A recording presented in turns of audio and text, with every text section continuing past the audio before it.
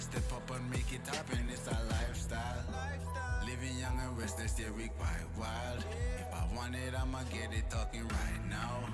And I ain't got no regrets, it's my time now. Lights out when you see us talking moves. You don't know that's the topic. And if you talking juice, well then you know I got it. Then you know I got it. Nobody got it like me.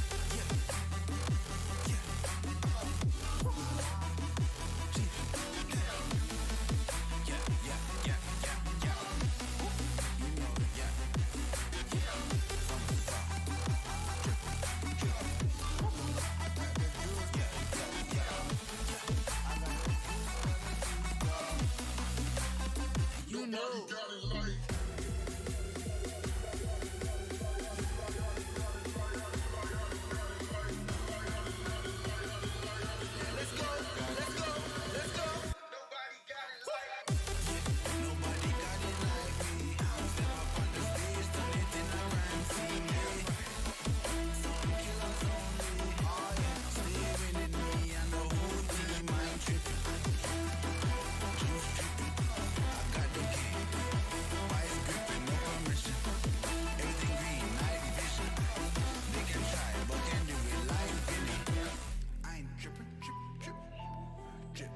They can try, but can do it like Vinny. Yeah, no permission.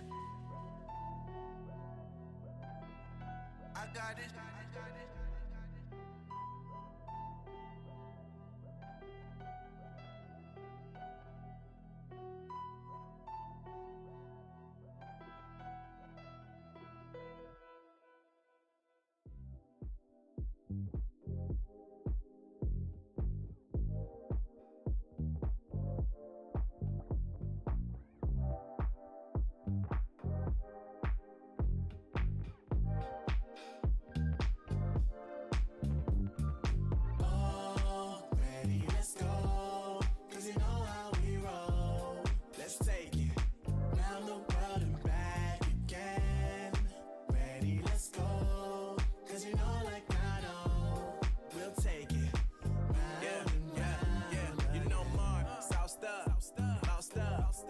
Never let you double cross them. Moving through the city like it's Gotham. They told me get one, so I got one. Stop saying you're a boss when you now one. You ain't sacrificed, nah, you ain't lost none. All over the gram like you got a bag. You ain't big dog, we ain't hear none of that. I'm in the gym looking like a running back. And you know the flow, got him coming back. Who I was in the past, I'm unattached. Only focus in this moment is bringing the summer back. Oh, respect my grind, elevate souls.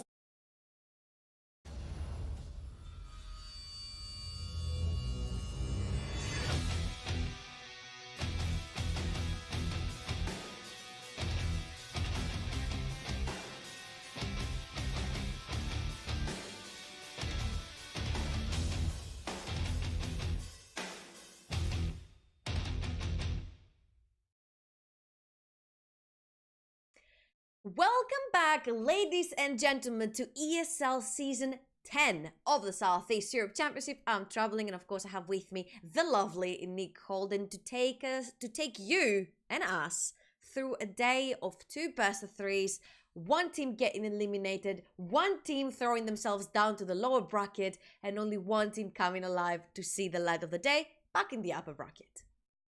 Back in the upper bracket, that's going to be interesting, but that is going to be game number 2 here. Whereas in game number 1, we're starting with two teams that have been fighting for their life in this tournament. Nexus Gaming from Romania and LevelUp from Serbia taking on one another. It's going to be a heated match. We saw on Friday LevelUp taking on Intrepid Fox, where it was LevelUp that came through in a narrow 2-1. I think we both needed to take a breather after that, didn't we need to, Georgia? And then after that, we had Nexus Gaming qualifying from a 2-0 win up against Wild Gaming. But wow, LevelUp, if they're going to be able to bring that fire like they did in that game number 1, I think we got a very intense game here today.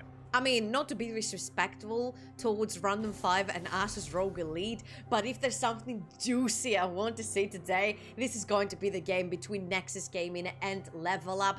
Kantos stepping into the shoes of 2Axis, showing perfection on his Zaya plays. D-Haste stepping back in for LevelUp. Well, Sven had a fantastic performance covering for him for the last day on Friday. So We do have the OG back in LevelUp, showing us some incredible Syndra play. Syndra is available for LevelUp, whether they want to grab it or not. A little bit scratching my head right here because I haven't seen really Elise being prioritized that often. I mean, you can prioritize it if you want the AP jungle, and this is maybe what I'm thinking Nexus has into their mind, possibly to throw something like a fighter into the mid and top lane, as well as having the ADC down bot for Kantos. So you need a little bit of mixed damage into the equation, and that's why they're locking the Elise. The other two, of course, remaining would be the Echo and Sylas, considering that Gragas is already banned out from LevelUp. All right, so in terms of priorities at the moment, DeHaste, as you mentioned, is back in the lineup here after his teammate Sven actually had a pretty decent performance on Friday. On the other side of things, I think it's going to be very much a battle between those mid laners, whereas Rao, he's been a highly talked about mid laner. He's one that we've actually noticed previously that when they actually prioritize him, that's when the game seems to go right, but it's really difficult to see once the opposition starts to do the exact same. They prioritize him, gank him, try and eliminate him from the game. He becomes such a threat. At the moment, we see the locks in. As you mentioned, the Elise, we've got the Lucian, and we've got Kiana on the side of LevelUp. Then the Elise, Nautilus, as well as the Kai'Sa being picked up here from Nexus. And tell me, Georgia, why are you excited about this Kai'Sa? I'm excited about the Kai'Sa because I was expecting to go to the hands of Nexus, as he's playing the more traditional ADCs down bot lane, same as Kantos though. And that Kai'Sa Nautilus is a recipe for success mainly for Nexus. Previously played together with two Axis and Whiting, now it's Kantos and Whiting on the same composition. Kai'Sa and Nautilus has been played into 3 out of the 6 games from the previous stages into the game, and they gave a 2-for-1 win rate ratio. Now, I do like the approach from Neka and Panjay.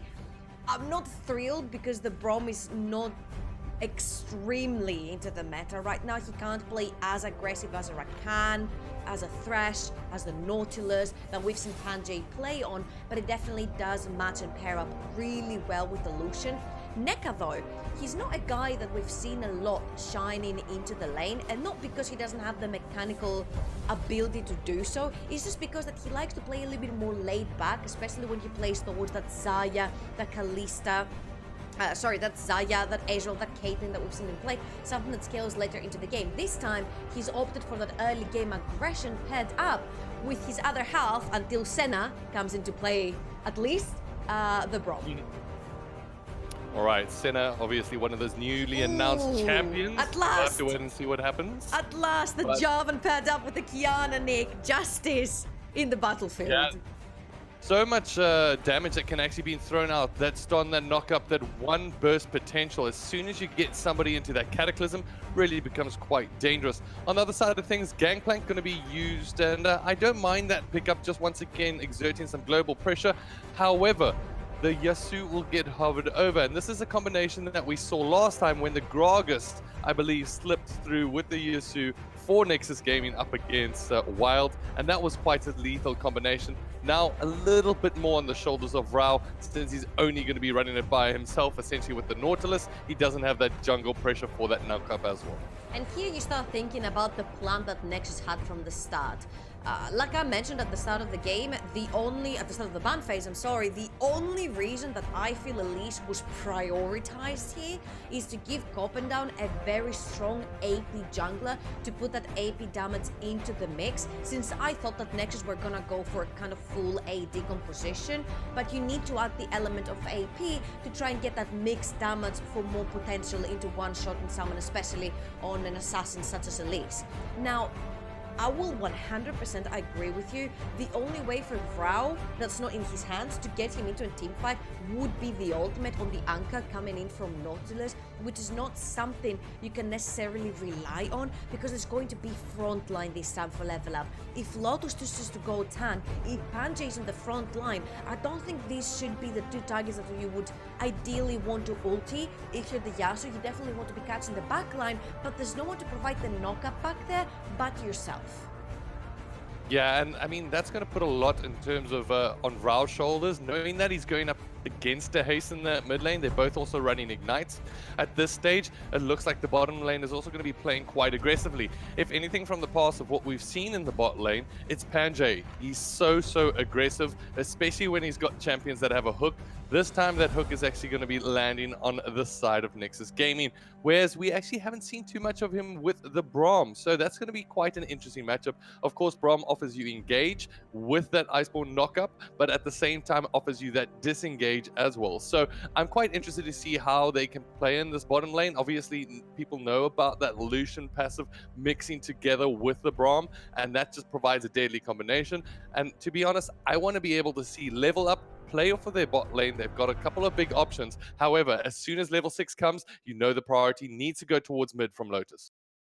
Yeah, and I think pretty much Lotus has a really easy job right here because every lane he goes to, he has a setup. There's a stun onto the Kiana, there's a stun onto the bot lane as well with the Braum. You've got the flag and drag. You can choose to go even top lane and try and abuse the situation that Gangplank is very volatile into the early game and possibly is going to be getting poked out by the Tristana that Patkicha has chosen to go with. He hasn't shown us yet the marksman up the top lane. This is going to be the first game for him that he shows in the Southeast Europe Championship, and I can't wait to see it. I feel like Lotus's game has been laid out for him because, like I said previously, he can choose to go wherever he wants, start forcing summoners, get back into his jungle, farm a little bit, get back, buy, do the same over again. Now, saying that, of course, you cannot disregard that Copendown is playing a very strong early game jungler as the Elise. He's going to try to get prior from having the faster wave clear than the Javan and try to possibly get Vrau ahead, or even go towards the lane that you've got the setup on, which is the bot lane. And remember, sure, Braum is tanky, sure, Nautilus is tanky, but early game, both teams have got the tools to take them down. All right, now I actually want to start running through this. As you mentioned, Patika from his side of things, very interesting champion select. Can you tell us why do you think he went up with this matchup against Shadow's Gangplank and going with the Tristana? I mean, they're running a full AD composition here, and by running a full AD composition, you need to take the upper hand super early into the game. By putting that marksman up top lane, we've seen a lot of Tristanas in the mid lane, but it works fantastically up top as well, seen it being played by Huni as well in the international scene. Shadow right here is playing a very volatile champion into the early game. You have to focus on the CSing to become the beast later into the game. Tristana has a lot of kill pressure onto you, and putting into the equation Lotus as well, getting from lane to lane. I think it's gonna start getting very scary by Nexus if they can't set some vision down. All right, so that's going to be quite a unique matchup that I want to particularly pay attention to as we go into the latter stages here. It's not going to be one of those top lanes where they're essentially just going to be tapping one another, going for trades that don't really effectively go anywhere. If anything, I think that's going to be quite an exciting top lane, especially for Patika on his side of things. We've seen him play very interesting champions, and I think one particular play springs to mind is when he had the Kali, when he basically floated all the way to the bottom side of the map off of a TP early on in the series, which was absolutely phenomenal to see. Now, as we revert back to the game, can we maybe have a bit of a discussion here about the drafting phase? But before we do that, does look like Shadow's finding himself in a difficult situation at the moment as Patika showing his intentions early as he jumps in, gets aggressive. But once again, I want to revert to the question I wanted to ask you, Georgia. Just taking a look at these two team compositions, what do you think each one has to rely on doing as they bridge themselves into the latter stages of the game?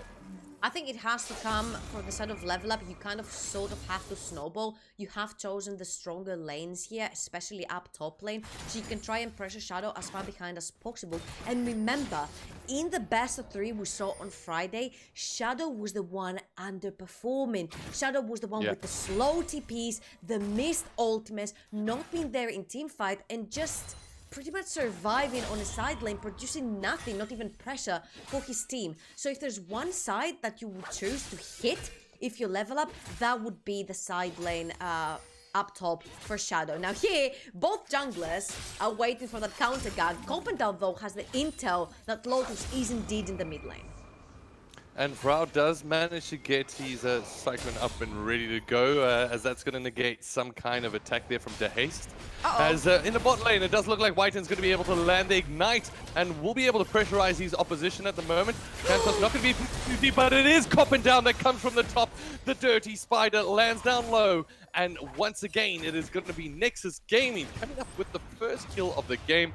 Time and time again, we've seen them do this. Let's see if they're going to be able to follow through. And Lotus yet again getting impatient, and what a fantastic turnaround right there from Nexus. They get the hook, they chase, and surprise!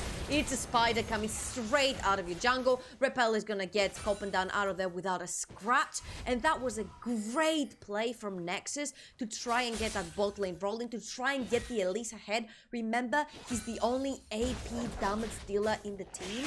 He's the only member that has to get fed early into the game. Yasuo shines the late game, same as Kai'Sa and Gangplank. But that Elise, if she doesn't get rolling, Sim becomes kind of idle into the late game. So far, it's been going great, and Lotus has not been finding any openings. Yeah, no openings just yet, as Rao's going to work his way forward, trying to get aggressive, just going to be able to come up with a positive trade. And a very interesting game does get set up. As you mentioned, they've got so much reliance here on Coppendau and his AP damage output in this team composition that if he doesn't come online, or if he didn't come online, the entire opposition team could just build AD and be quite comfortable. Now with that early threat, how can he lean in on his opposition to make use of this early game lead? Oh, you just pretty much do what he's doing right now. Panjay will get himself locked up at the moment. Copendown's going to see if he can land the cocoon. The TP's actually going to be able to get called down here. And this might be a great opportunity for them to hook their way in. And just like that, they pick up the kill. Now, Pakika manages to make his way in. Copendown will get drawn down low. The heal will be able to broad out, just be able to keep him alive. Lotus now coming and ready to join the fight. The flash will maybe be able to connect. The slow is not going to be able to do too much, but it is Whiten that will potentially get knocked down, and eventually does, as they come up with a 2-for-1 trade in the bottom lane.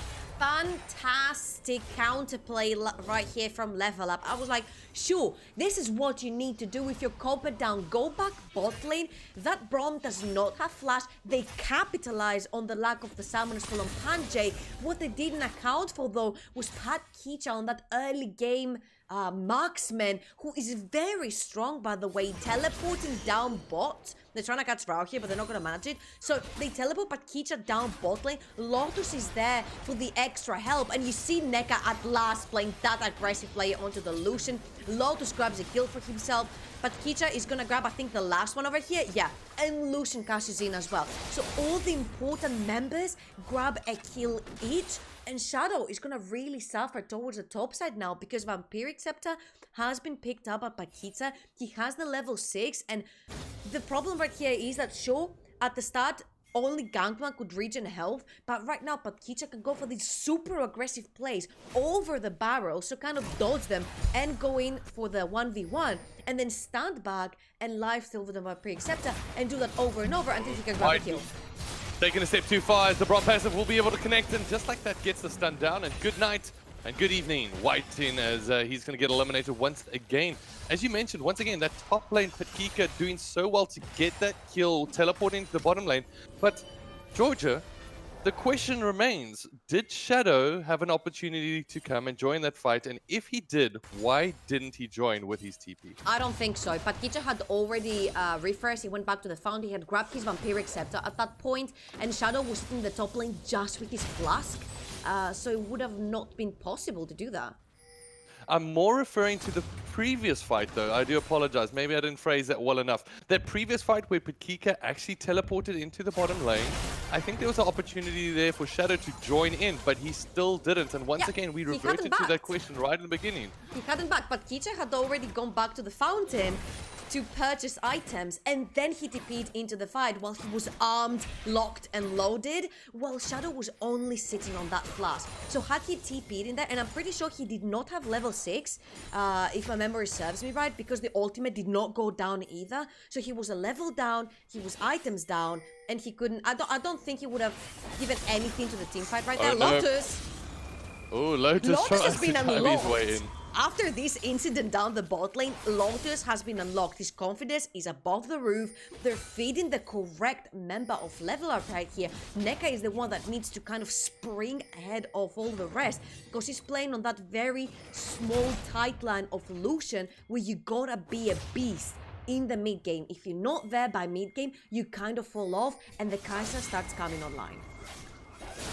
All right, now, as it does look like Copendown is making his way towards the Dragon Pit, it is going to be Lotus once again pressurizing their top of their jungle. They didn't manage to get a ward down, but they do know he's there, so it's going to be once again a simple trade for the two. However, Vrao is now making his way towards the bottom lane as Whiten goes for the ward clearance. It's going to just be a couple of CS that will get picked up from Kantos, as a couple of plays don't really translate into anything for the Nexus gaming team on this side, as it does look like Vrao's trying to set himself up for something in the mid lane. Yeah, great flash right there from D-Haze, but you have to have a look at top lane. Shadow has gone down yet again. I mean, he has been beaten up over and over again towards the top lane. He's been given every time they're on blue side the gangplank, which is something that you can safely blind pick at this point. But having a look at Worlds, there's a lot of times that you can go towards the Sion and try to get out of the lane pretty much unscratched, what we call without a crease on your shirt, because the enemy top lane does not have kill potential on you, but maybe Copendown and Vrao have kill potential on D-Haze. Ooh. Oh, Copendown goes for the flash cocoon and is not going to be able to find its target there. And once again, you're talking about that top lane with Shadow and so many plates going over Pakika. This is working out just as they planned it, just as they wanted. Pakika's got those early 2 kills and he's got that damage unleashed to keep on pressurizing Shadow. And to be honest, to full store him later and later into the game.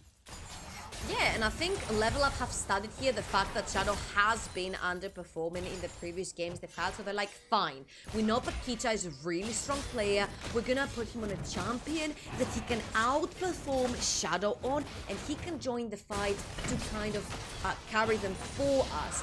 They're funneling gold on him, they're funneling tire plating on him, as well as funneling gold onto the Lucian bot lane. When this all comes together, up till the mid-game point, then they're gonna be much stronger than Nexus.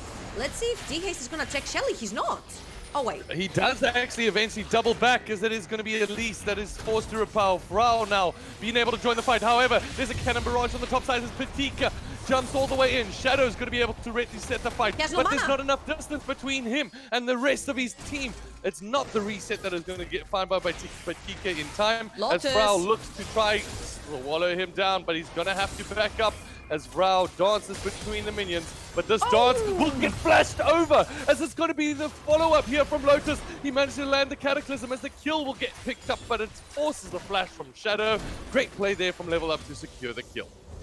And here you saw showcased, if they show us on replay on how Pakicha played this fight, you can see that it showcases how a Tristana can outplay a Gangplank. You basically jump in, charge your E onto the Gangplank, and by the time you have the reset, he throws away, he busts shot Shadow away from the barrel so he can't burn it. We will probably see it right here. So he engages Shadow right here, he blows him away so he can't get his barrel onto one-shot it with his parley, and then Pakicha by that point he has jumped way out.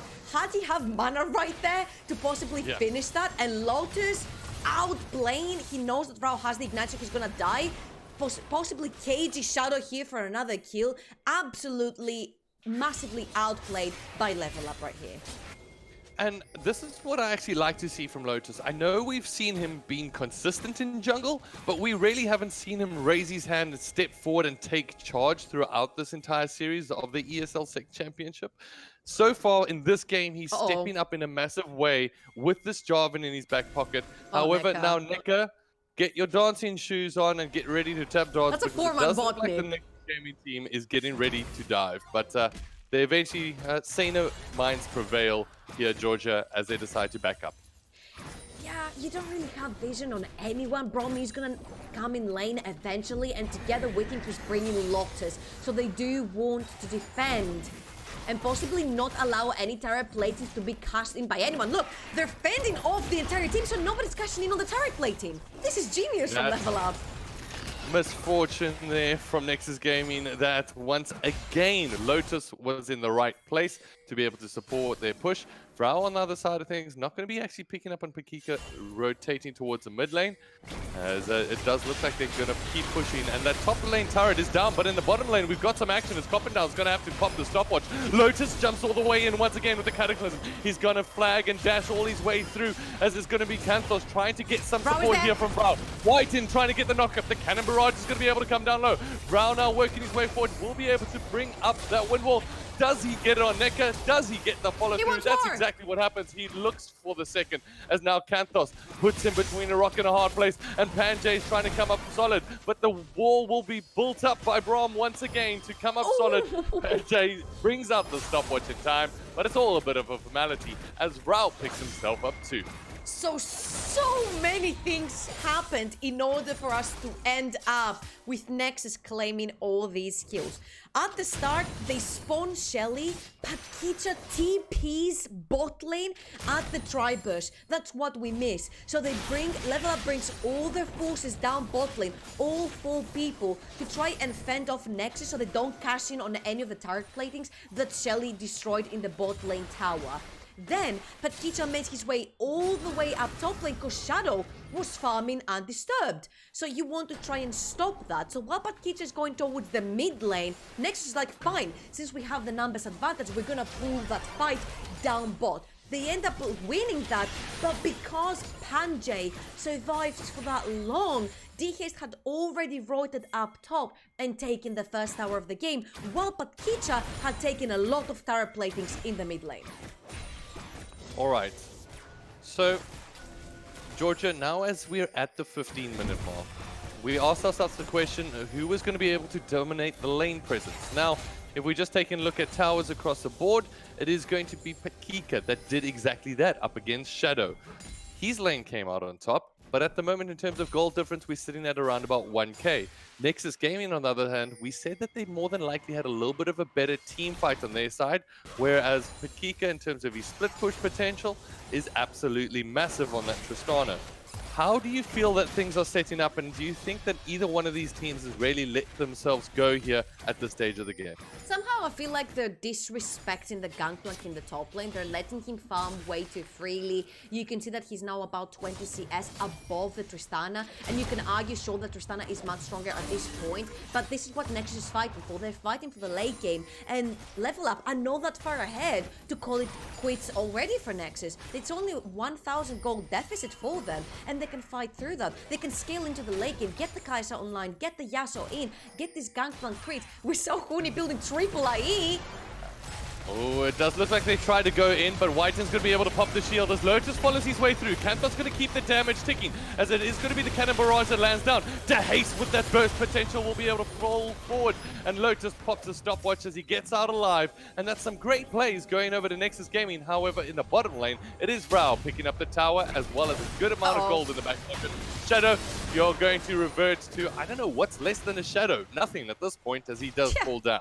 He falls into the Chamber of Shadows, which his screen looks right now all grey, black and white. And it's going to be... You see here that they're engaging on a fight because they see Vrao down the bottom. It's like, fine guys, we can fight this because we have the numbers advantage. Great ult right there from D-Haste. Manages to grab himself a kill right here. And Shadow, instead of running away, he kind of gets stuck into his own jungle. This was not a fight to be fought in the first place without Vrao, because he's the 2-1 Yasuo. You know, he's got the Phantom Dancer completed. He's gonna be surviving into these fights while putting in the crit damage that is required for him to carry these team fights over. And Shadow, instead of backing off, he's like, I'll try to defend my team, and he kind of ends up going down as well. And look at all the kills and all of the gold where it's gathered for the side of LevelUp. It is that Tristana, it is that Kiana, and it is that Lucian. It's very crucial to have all the kills that you need onto your carries because you have that AD composition, because you need them to shine early into the game and close it down before it's too late. And that's one of the tricky things here. I mean, when you're on the side of Nexus Gaming, you go, okay, who are we going to prioritize on these fights? We want to prioritize the carries. Well, we've got 3 carries now to prioritize. We've got Kiana, the Lucian, as well as the Tristana. If we overextend in these fights, guess what? Kiana's just going to come through from the side and one burst out carry at this point. And that becomes a very, very real questionable fight. And how are they going to be able to take this forward? At the moment, LevelUp have done well, especially coming off of the back of their fight, to build what they needed as an advantage before we start reaching the mid-game, because like we mentioned, those team fights are going to be so crucial from Nexus Gaming, but they really need Vrao to be able to join as a part of it. At this point, I think they're going to start having to sacrifice the early game from Copenhagen and say, look, they've already pulled out ahead. They're 4,000 gold into the lead right now.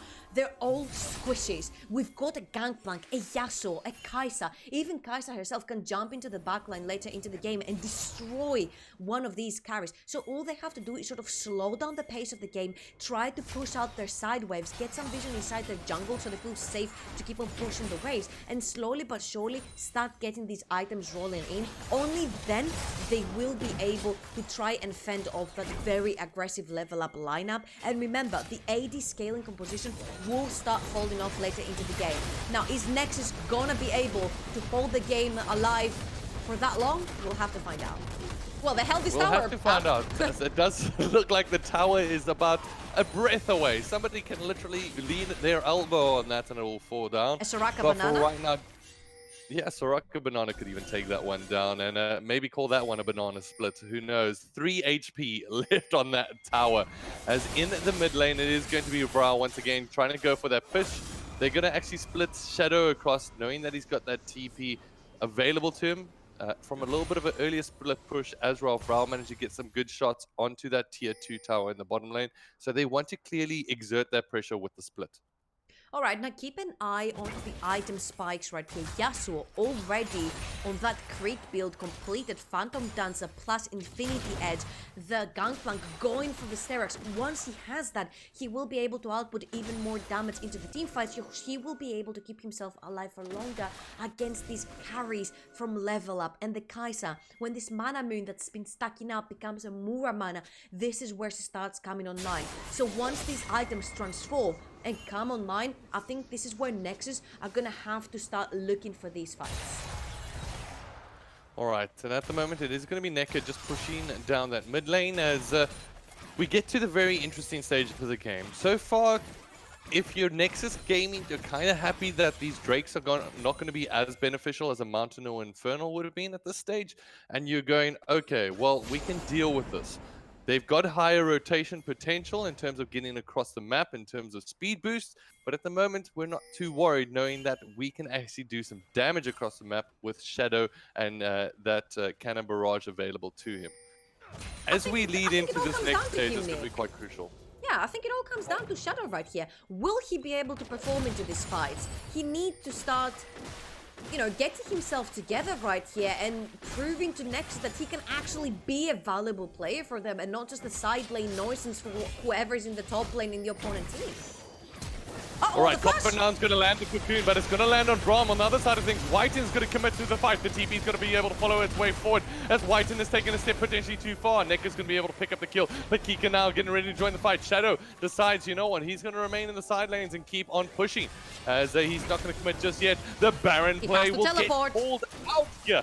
And will he decide to come in with that TP? It's about time as Panjay is pretty low, so is Lotus. The cannons will not be able to get called out, but guess what will? It is going to be the shutdown on Kiana as Shadow decides, you know what? I join the fight and scare away the rest. Job done. Yeah, he puts down two shadows that immediately get destroyed. And he's like, well, all I wanted was to kind of zone you for Kansas to grab a kill right there. Mission impossible already completed. Sure, Nexus managed to fend off LevelUp from the Baron, but what was questionable there was Whiting's engage onto Neca. It felt kind of like these solo queue games where we're like, where your support is like, but I got the ADC, I got the ADC. Yeah, but your entire team is not there to follow up because Copenhagen had already flashed through the blue buff wall to try and kill Panjay and catch him off guard. Because think of it, if Panjay goes down, if that Braum passive goes down, then Neca's ability to keep the targets that want him dead away from him as stand is diminished to zero. And that was unfortunate for Whiten on his side of things. He was rotating with the team, but decided to take the right lane instead of the left, where the rest of his teammates were. I got you guys, I got the ADC.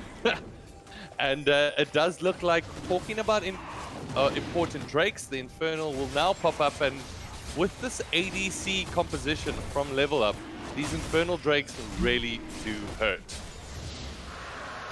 Oh yes, if you're an early game team, you need these Infernal Dragons to try and spike up your advantage even more. Now, I'm gonna say it over and over again. Shadow has had absolutely zero impact on the map. The cannon barrages had been no value yet to Nexus. Teleports a little bit late. I just need to see more from him because all he showed us so far are these gangplanks. I think he has 4. This might be the 5th gangplank game in this tournament. He needs to show more. As our observer, unfortunately, showing a little bit towards Panjay that you might need to improve some of your wards there as he didn't get that one over the wall. I mean, Happens. from Shadow's it's his safe pick, right? And you can understand in terms of going for the split push, in terms of lane clear as well, why the gangplank is there. Unfortunately, missing out on one of the barrels there as I'm trying to bring up some kind of support or love for him at this point. The second one, if I might say so, Nick, he missed another 2 at that Baron TP play. Nerves, maybe? But maybe it's a little bit of nerves. Hopefully going to be able to get some practice on the farm there on the bot side before he returns to his next fight. And hopefully, I'm rooting for Shadow here. Hopefully he can come up big. But so far, as you said, it hasn't been the best of performances from him just yet. But as he scales up, that's where we really start to see this GP become online. But it's exactly how he's going to be able to utilize it. He does have that grasp on Undying, so it does allow that split push potential for him just to be able to sustain all the way through. However, Patika on the other side of things is a very lethal one-shot potential. I think, to be honest with you, I think that's genius drafting from LevelUp. They were trying to force Shadow onto that gangplank, so he is going to be the weaker laner. He has played Ornn before, and Ornn is massive with the Yasuo. This is why the Lucian Brom came in. It's like, fine, if you want to pick the Yasuo with the Wind Wall, so the Ornn knockup is not stopped, we're gonna pick the other champion, the only other champion that can stop. Shadow might have listened to us as he does take on Patika 1v1 and comes out on top in the bot side. And now that split pressure is going to be absolutely huge because now they need to commit to defending up against Shadow. But Shadow says, I don't have TP in the back pocket. I'm going to make my way towards the rest of the team, or am I going to split? There's a lot of pings going on towards Shadow at the moment. I think that was a fight without Cannon Barrage available for Shadow. But once this Sterak's comes in, you become a beast at tanking against these marksmen, and Shadow steps up and takes Patika down. 1v1. Landing in from Whiten as they do knock him up, and Lotus gets thrown down almost immediately. This should be a Baron call coming in. DeHaste now finds his way forward. What an ultimate as he knocks all 4 back. Now the follow through trying to come through on DeHaste as they do manage to connect. The Kaiser will be able to pick up the kill, and that's Kantos coming up big. Now with Tristana coming online, they're going to try join the fight. Neka, he's got so much damage. Panjay is going to try poke this one up. They are withdrawn and with around about half health. As the Baron goes down to around about 3,000 health. Patika getting ready, but it's not going to be enough as they decide to sacrifice Panjay. The Baron gets picked up by Nexus Gaming, and this is the turnaround that they needed. This is the turnaround they needed, and I absolutely don't think, as they want Neka as well here, I don't think they should have even tried to go for that Baron steal. Oh! Oh, it's a big knock up there on Patika, but it's not going to be enough damage to follow through as they do get themselves out alive. And it all started with that split push where it was a 1v1 Shadow v Patika.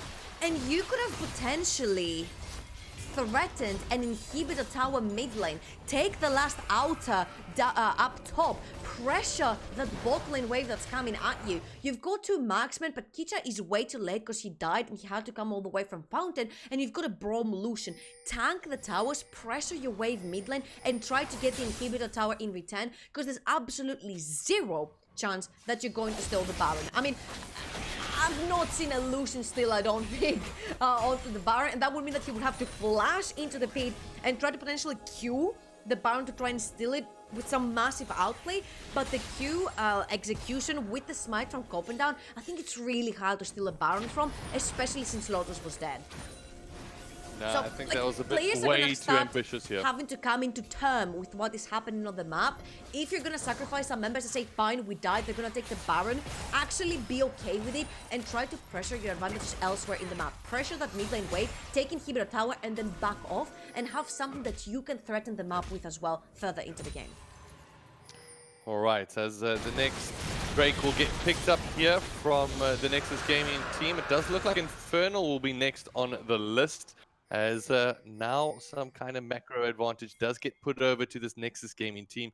They've got some big opportunities here now, and to be honest, this is where we said right at the beginning of the team comps of this is the position we didn't want to see LevelUp Gaming in.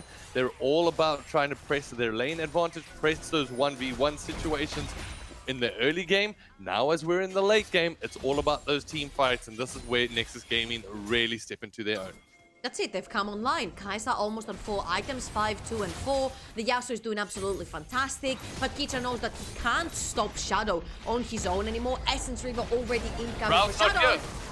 Raul's going to join the fight later, as it's going to be a massive ultimate coming in here from DeHace, as Patika built all the way back, but it's Whiten with the follow-up. Panjay has to force a flash all the way back. Kanthos jumped onto the back line and did so much damage output. As Frau just basically says, you know what, you guys can win this 4v5.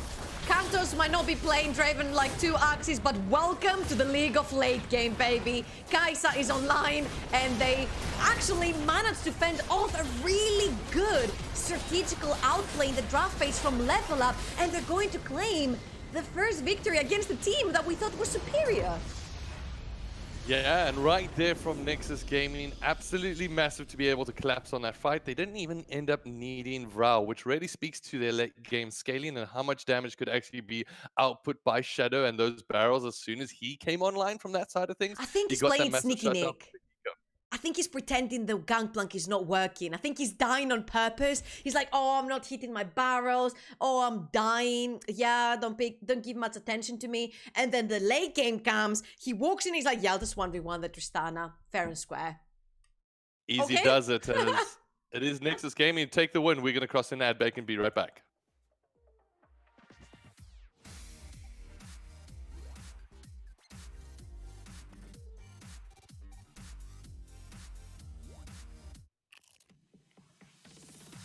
Pringles has entered the game. Remember where it started. Your first experiences. Remember where you came from. The journey you traveled. The journey you love. Remember where it started. And imagine where it will go. Rise on.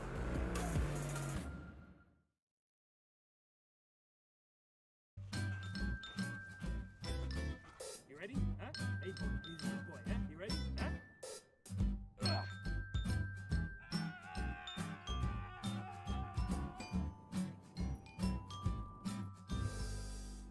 Start your esports career now at play.eslgaming.com.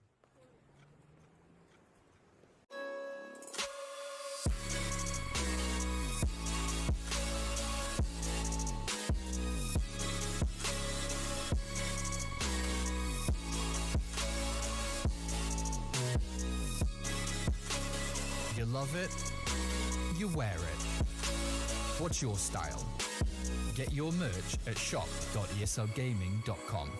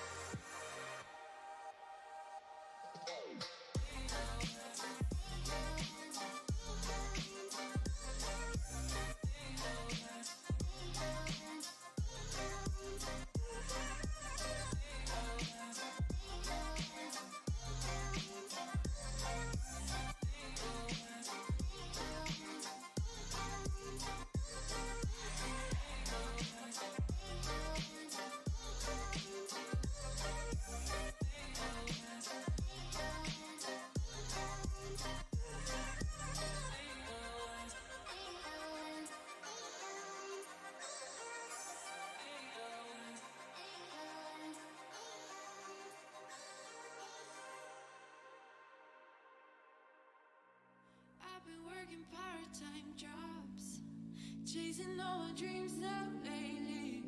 No matter if I try too hard, nothing's ever enough, baby. No, I don't care too much. I don't care too much. As long as I can keep you by my side, I don't care too much. We got time, no rush. In your eyes, I always see there is something meant for me. In your eyes, I always feel different.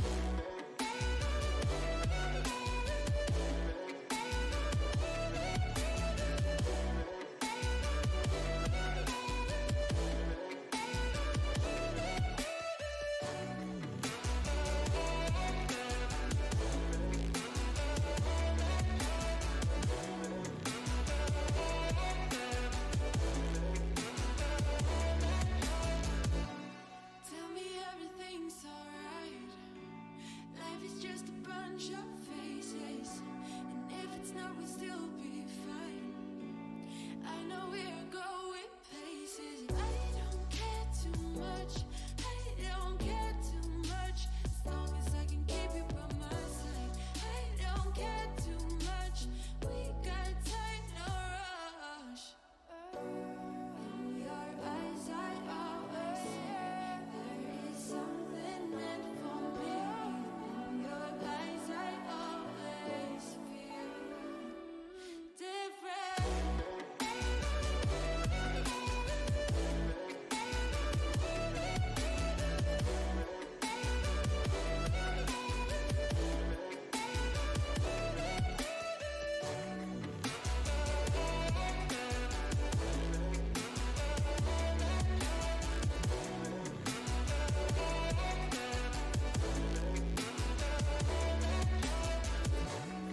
In your eyes, I always see there is something meant for me. In your eyes, I always feel different.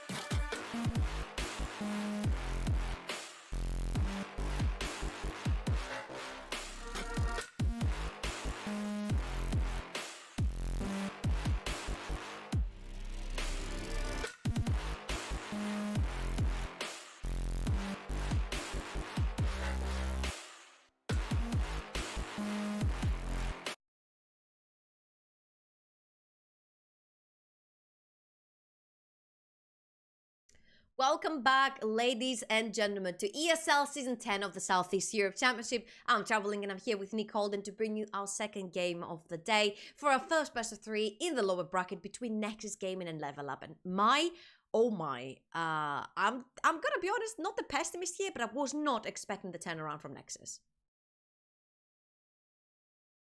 Oh, might have a muted Nick again. There we go. Definitely pulled the trouble, unfortunately, there. Now I'm going to try take that title and call it pulling a Nick soon. But for right now, it does look like Nexus Gaming came up with a very solid draft there. They managed to transition towards the late game exactly what they needed to do to get Shadow back online. Clearly, they're trying to, rather LevelUp Gaming were trying to lean in on Shadow and trying to see if he could make mistakes. However, he stood tall towards the end of the game. But from LevelUp Gaming side, they did have some good opportunities there to take it away from their opposition. I think it's all a strategy, Nick. Shadow is not underperforming. He's meant to look like he's underperforming, because if you look like the entire game, he was unfazed up top lane, farming turret platings, farming minions. He was so far ahead from Paquita at some point into the game, and he was like, fine, I got my Xerax, I got my Trinity, I'm online, I'm just gonna 1v1 this guy.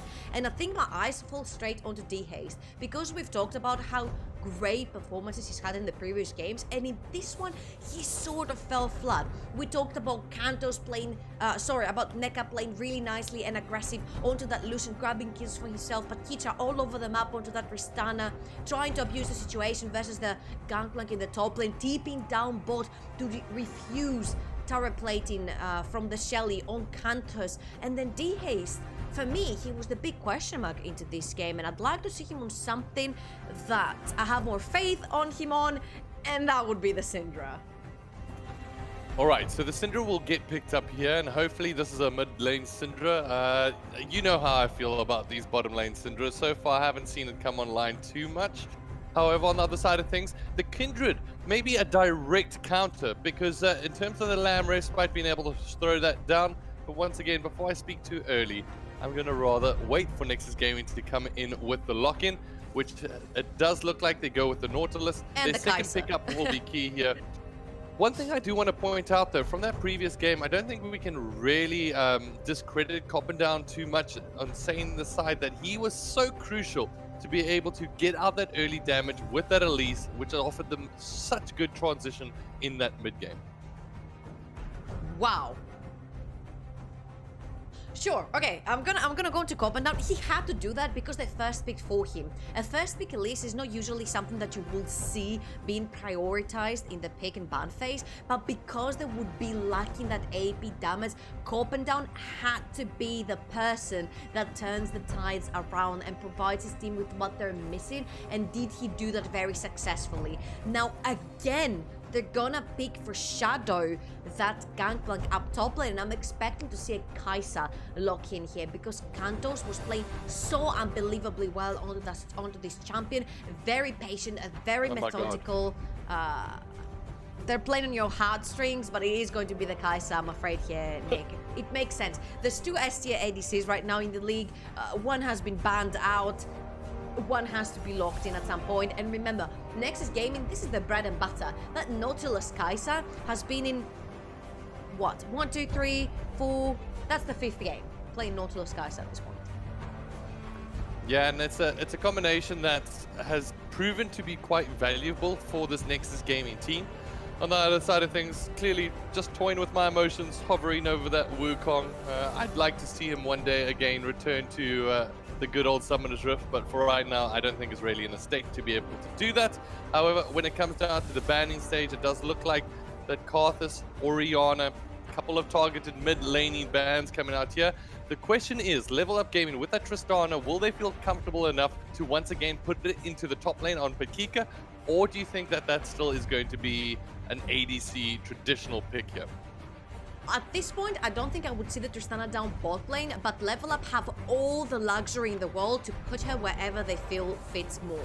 So whether it's NECA, D-Haste, or Paquita playing the Tristana, it just fits. And then you flex the Syndra around accordingly. Do you want to play her towards the bot side? You do have the Thresh, and Syndra Thresh is a very, very deadly comp to have down bot lane. But for me, NECA playing all these traditional ADCs, I would see it more in the hands of D-Haste, where he thrived on this champion as well.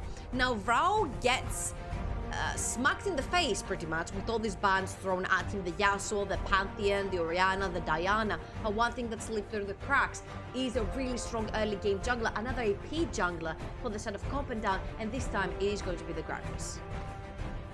The Gragas just offering you so much utility in terms of those fights.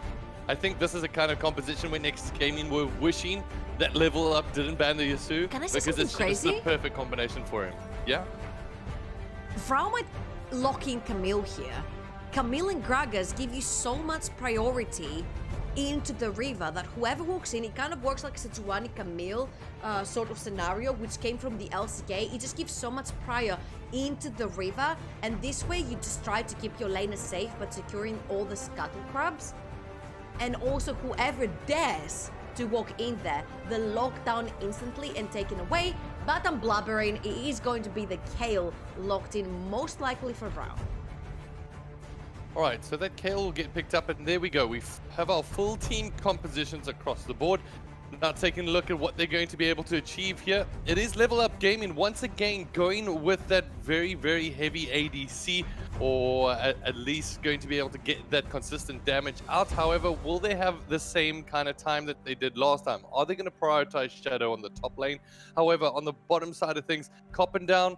With that Gragas, we've seen him come online with a big AP champion. This time it's not as stressful since he does have Frau with that Kale.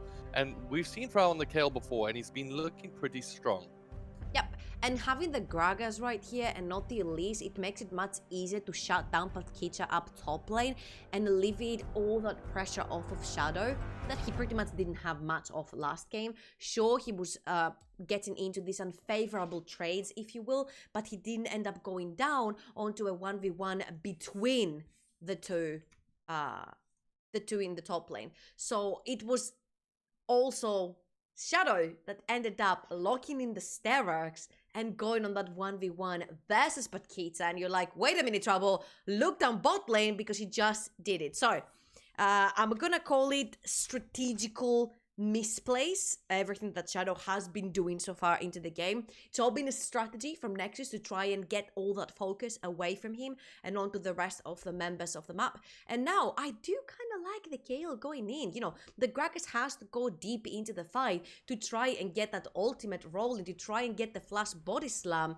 So I like the Kale also being able to be popped out in the middle of the fight and get the Gragas out of trouble, while adding a little bit more spike damage for the Kai'Sa to possibly jump in as well. And before that, Kale, like you said on that side of things, it brings so much stability to the fights, because that Syndra Rek'Sai combination is just so deadly in terms of that one-shot burst potential.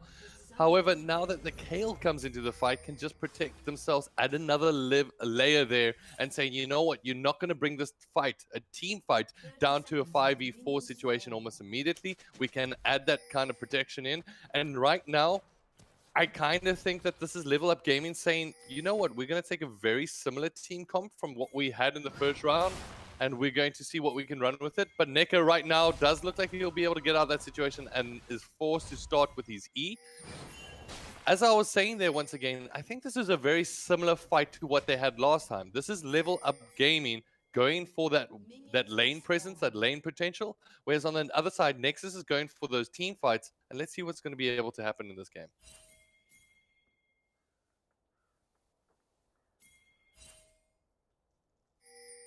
I like this.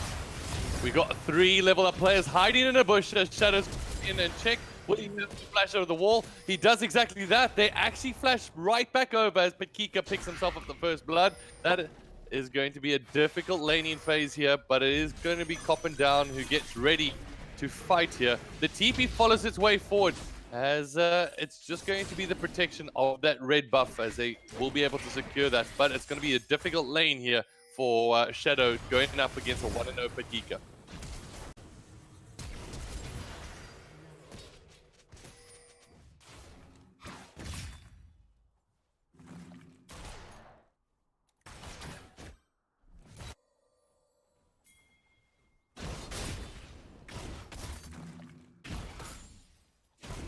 Yeah.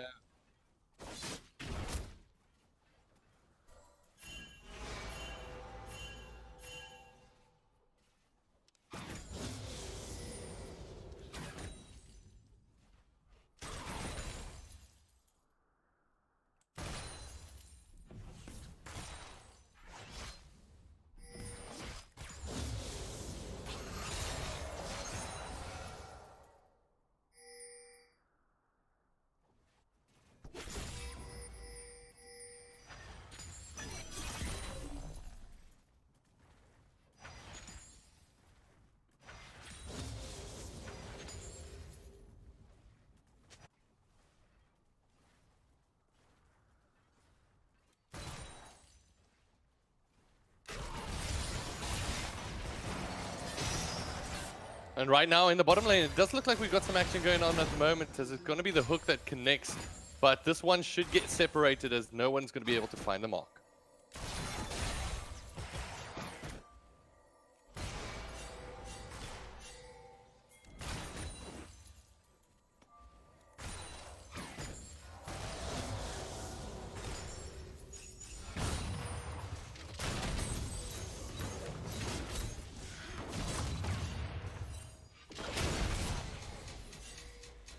Shadow has been trapped underneath his tower. Pakika, however, finds himself taking up a much more unwarranted damage than he needed to, but he does have those pots to be able to refill back up, whereas the last corruption potion will be taken in there from Shadow. Alright, so it's pretty much a very simple back and forth until now, and especially when you've got that thresh potential down the bot lane and you've pushed Nexus underneath the tower, it is the time to start attacking. And this is exactly what LevelUp is trying to do right here, right now. As I'm gonna throw it a little bit back to us, Nick. Shadow's in the top lane there and will get knocked down as Pakika picks himself up a kill.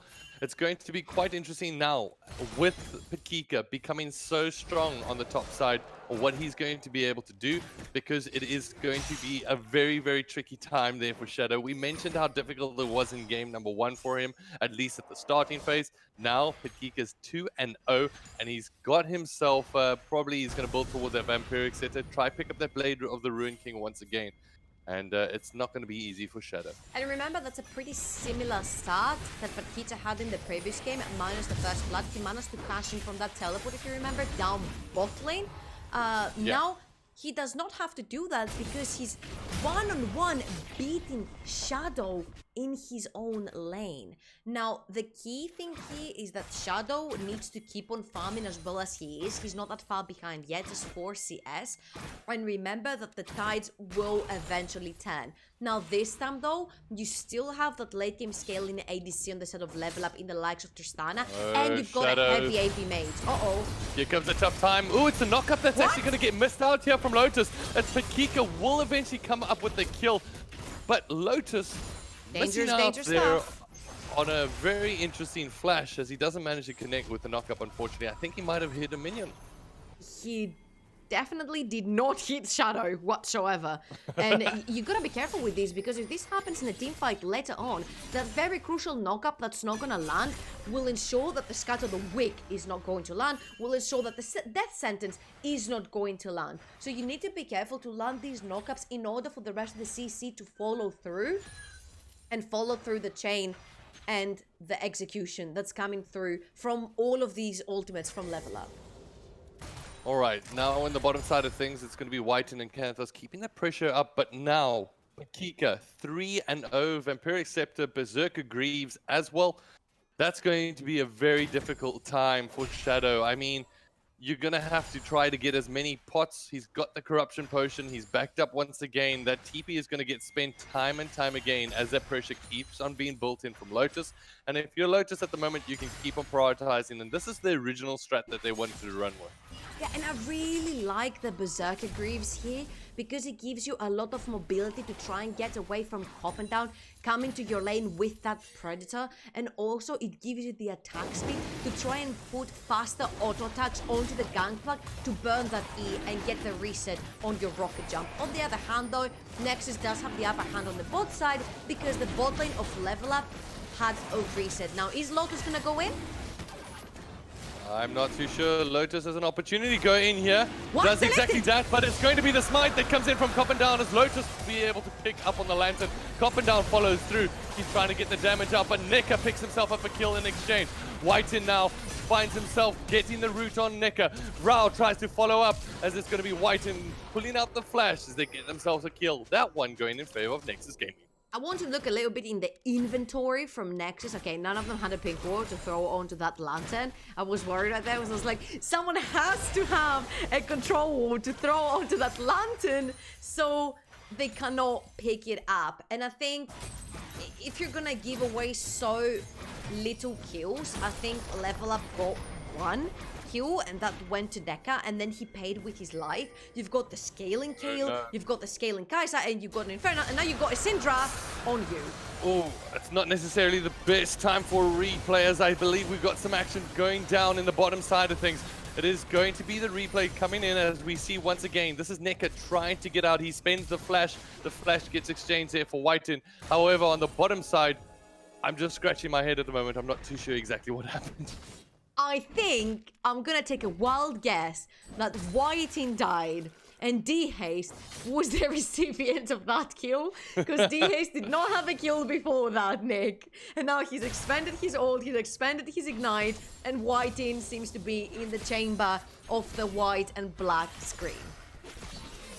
Alright, so it is going to be on the top side where Petkika was pressurizing Shadow so severely. Petkika's still on 3-0, so we didn't see anything happening there. However, on the bottom side of things, we had some misplayed action. Unfortunately, maybe we'll get a replay a bit later, but for right now, we return to the game where it is currently Nexus Gaming. They're 1-0 in the lead, but not necessarily having an easy time of it this time, as Petkika has been keeping the pressure building on the top side. As on the bottom side, they managed to at least pick themselves up a Drake, but I believe that exchange, like you said, the Haste now has a kill in the back pocket, and as soon as the Syndra comes online, becomes very, very dangerous.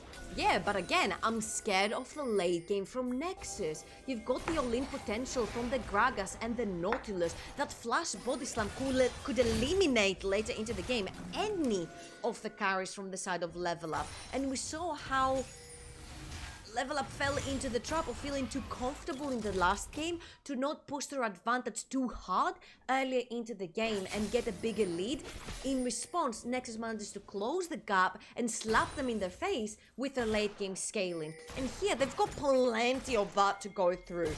Level 7 for Kayle, 9 only to go for that level 16. Let's go.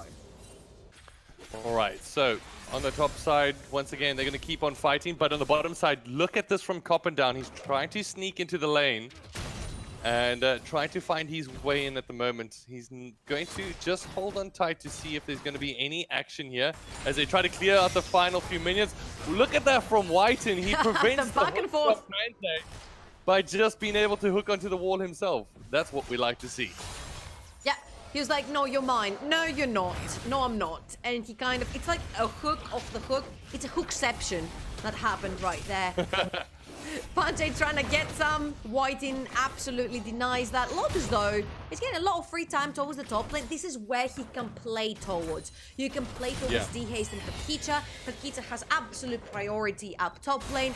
He's leading right now with 3-0. It is the man you need to play around if you want to accelerate the pace of the game, because that's what you need to do. Again, you've chosen a very early game composition right here for LevelUp. You need to extend the lead this time before Nexus turns the tide around. And they're all going to share in on these plates at the moment that they all cash in on at the same time. A great hook there from Panjay as he managed to find Brawl. The cannon barrage is going to land down as they land a hook of their own here on Petkika. He will get drawn really, really low, but will the ignite tick? Wow, he's a split second away from there dying, but eventually comes out alive. Whiten's going to be able to bring out the stopwatch. Once again, hooks onto a wall. The follow-through comes in here from Kanthos, who walks all the way forward, but will go down eventually as it's going to be a shutdown coming in here from DeHaste. I don't think jumping in for Lotus was so much worth it right there. Kanthos is trying to scrape up whatever he can get. Kills, CS, gold, experience. He needs to get to that Kai'Sa state that he was in the last game to be able to fight. And this is the brute force I wanted to see from LevelUp last game. But Kicha gets away by the skin of his teeth right there. And here you see that Kanthos tries to reply with a kill. Unfortunately, everyone has pretty much bounty onto the head except Lotus that Kanthos decided to jump on. So unfortunately for him, it is just going to be 300 gold put into his pocket, and I'm liking this level up much more than the previous level up. This time, they're brute forcing, they're running in because they've got the sheer power into their hands right now, and they absolutely should not allow Nexus to scale into the late game like they did before.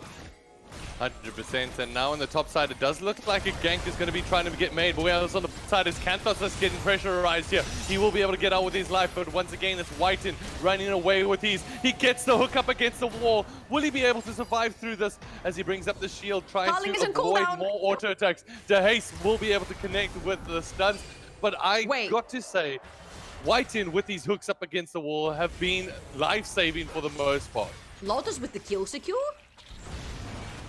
Both of his guys are right there, both D-Haste and Neka, and he's like, I'll throw the praise shake, yeah, all good. I'll take that one for me. But you're right, Whiten has been trying he's fighting tooth and nail to get out of these fights. So far, he has been very successful at keeping Kantos alive, and you will see that in the top lane, but Kicha ended up going down. His flash was not up, and now he's used his teleport. Copendown is yet again there. If he goes down, he's gonna miss a lot. Ready. Copenhagen's ready as he takes a fight, but it's the body slam that doesn't land. The casket, however, eliminates him from the map entirely. So take a look at the mid lane, as it is going to be Rao once again backing up and trying to get out the push. However, on the bottom side, I mean, it is going to be LevelUp pushing. They're going to try and make a play towards this tower. They've got a couple of minions to be able to work with, but the cannon barrage chases them all away. Yep, and Shadow seems to have woken up, probably from the previous comments that I made about him in the previous game. I don't know if he somehow sensed them throughout the previous game, like in the middle of the game, and he woke up, but he's been playing much differently right now. The cannon barrages are on point. Sure, he's behind, but you can't really help it. You're going into the lane. You're not really expecting to get ganked level 1 while going to your lane from the safest route there is in the game, which is behind your tier 2 mid lane tower. I don't think anyone would expect that LevelUp was there. I think what Shadow was expecting is that LevelUp would be taking just the red buff from Copendown's jungle. So he tried to take the safe route, and then he ended up with Patkicha taking first blood and having a very fed Tristana very early into his lane that is actually much stronger than him anyway. They've spotted Shadow shown himself on the top side of things. However, the rotation's coming in here from Panjay. Nicky's sensing it. Looks like they've both got the same idea here. They want to collapse on some weak opposition. But in the mid lane, it is going to be Dehaste as well as Lotus just clearing the vision out and making sure that they can regain control over the map. Yeah, and it seems like you said, Nick, both teams have the exact same idea. Oh boy. Copendown and Shadow just cancelled their teleports. They cancel their backs at the moment. It is Neka left all alone. The rest of the teammates will get called in here. Panjay is ready to fight as he's waiting on the sidelines. So is Copendown and Shadow. Here we go, as it's time for a big fight, as it's going to be Panjay that gets the flail back, but Neka's now walked all the way back. He gets deleted almost instantaneously as the spectators, Shadow and Frau, join the fight from their side of things. The shutdown will be able to come down on Dehaste, as now it's all about the chase, as it is the LevelUp team that are on the wrong side of the jungle here, as they all get ready to take some tower shots. Yep, and remember, Patkicha does not have the teleport available to him to try and join his team, so he's gonna try to get that tower down bot lane instead. So it's a 1-for-1 trade, but in the end, it does favor the side of LevelUp because they're the ones that come out victorious with an objective in hand. So much time being spent there from Nexus in the top side. I mean, between Shadow and Copendown, they were waiting there for what seemed like ages. And not really worth it in terms of the overall play there. As the next Infernal Drake, by the way, is going to be up in around about 1 minute 50 seconds. And Nexus Gaming would love to get that in their back pocket. But right now, you can take a look at the map. Look at where that vision is. It gives you a great indication of LevelUp are currently in charge of the macro game. Yep, their vision has been on point, and that's what they need to do to try and escalate this game much quicker and end it before minute 30, where the Kai'Sa comes online, the Kayle comes online, the Sterak has been locked in for the Gangplank, which just now completely, his Trinity might pay for it. He's all alone. Will he be able to get out alive? No, he doesn't, as Lotus jumps out of the ground and misses his target, which unfortunately has already been taken out. Yeah, but that's a little bit of a miscommunication because Dehaste burns his flash to try and get that last Q onto Shadow and get the kill, while Lotus has already ulted. So these super immobile mates might pay like... And Jay dives all the way in as it's going to be Kantos that gets deleted almost immediately. Scatter the Weak will be able to come in as Dehaste knocks him back. Rao now has to get left to run, as on the top side of things, the split push machine that is the Tristana Patkicha is going on and trying to get another tower.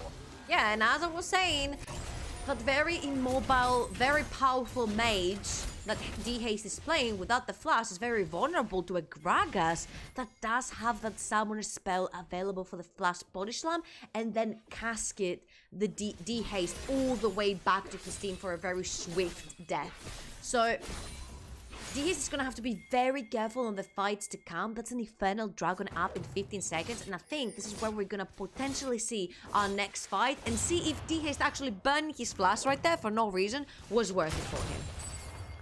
Alright, so Shadow on the other side has his TP still available to him, but he will decide to rotate nonetheless, because they do realize how much that this Infernal Drake could help this Nexus gaming team. However, in terms of output of damage alone, that's not where they're going to win these fights. They need to win it on team coordination here. And can they remain coordinated as they try to take down this Infernal Drake? The fight gets ready to take place, but right now the casket gets thrown out. The Drake will get picked up. It's going to be the big cannon barrage as Whiten says, you know what, I'll be the sacrificial lamb, and gets out without his life. Yeah, that was absolutely massive. Whiten is smurfing on LevelUp. They got Pakita. And now they've got Pakika as Kanthos is going to be able to dash all the way to his side and will be able to spend the flash just to be able to get the kill. Now the mid lane, however, getting prioritized from LevelUp Gaming as they slam it down the throat of the opposition. Yeah, you get the Infernal, we get your mid lane tier 2. Again, LevelUp with the counter map play. They grab themselves an objective while losing one. Right now, they're 8,000 gold in the lead.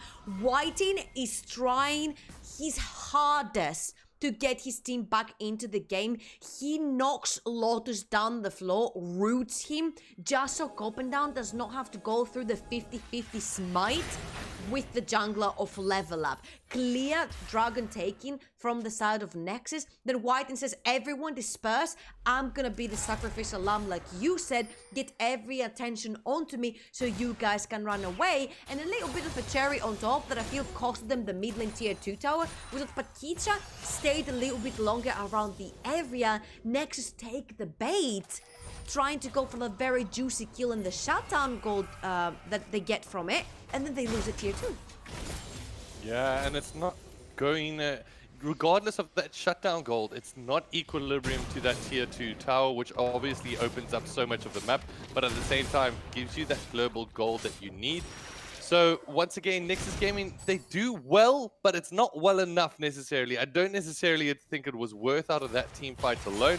They have shown some kind of team fight potential, however, to remain coordinated. And as you said, that's really fallen down to Whiten on his shoulders to be able to lock down the priority targets. However, on the other side of things, I think this next play towards Baron is going to be the big one. Yeah, and I want you to have a little bit of a look at the KDAs of the players as well. We said D-Haste was nowhere to be seen on the map in the previous game. He was kind of like a shadow in the entire game. Now he's 5-1-6. He's dictating how fast this game has been accelerating so far, and LevelUp have done a great job at taking the early game lead and snowballing much faster, because when they slowed down in the previous game, it turned to bite them. Alright, Shadow on the bot side going to push out that minion wave as he is forced to join his team, as it does look like the relenting force that is the lane push from this LevelUp team is going to keep them on their back foot. It does, however, look like the Baron pit will get started and be brought online here.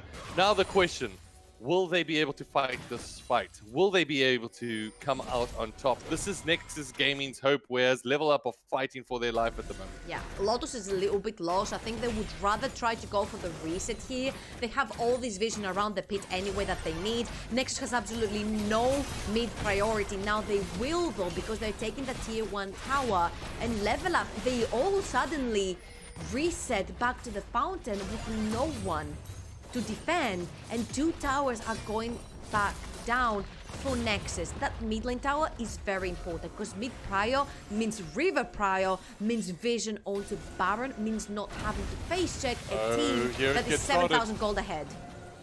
Oh no, Copendown's also just backed off. This seems like a free Baron getting given over to the LevelUp Gaming team. The TP is going to be able to find its way forward, as they do actually call off the hunt on the Baron here. The connection's going to be made out on Vrao, as he's going to negate all the damage flowing its way through. We'll have to flash over the wall to get out alive.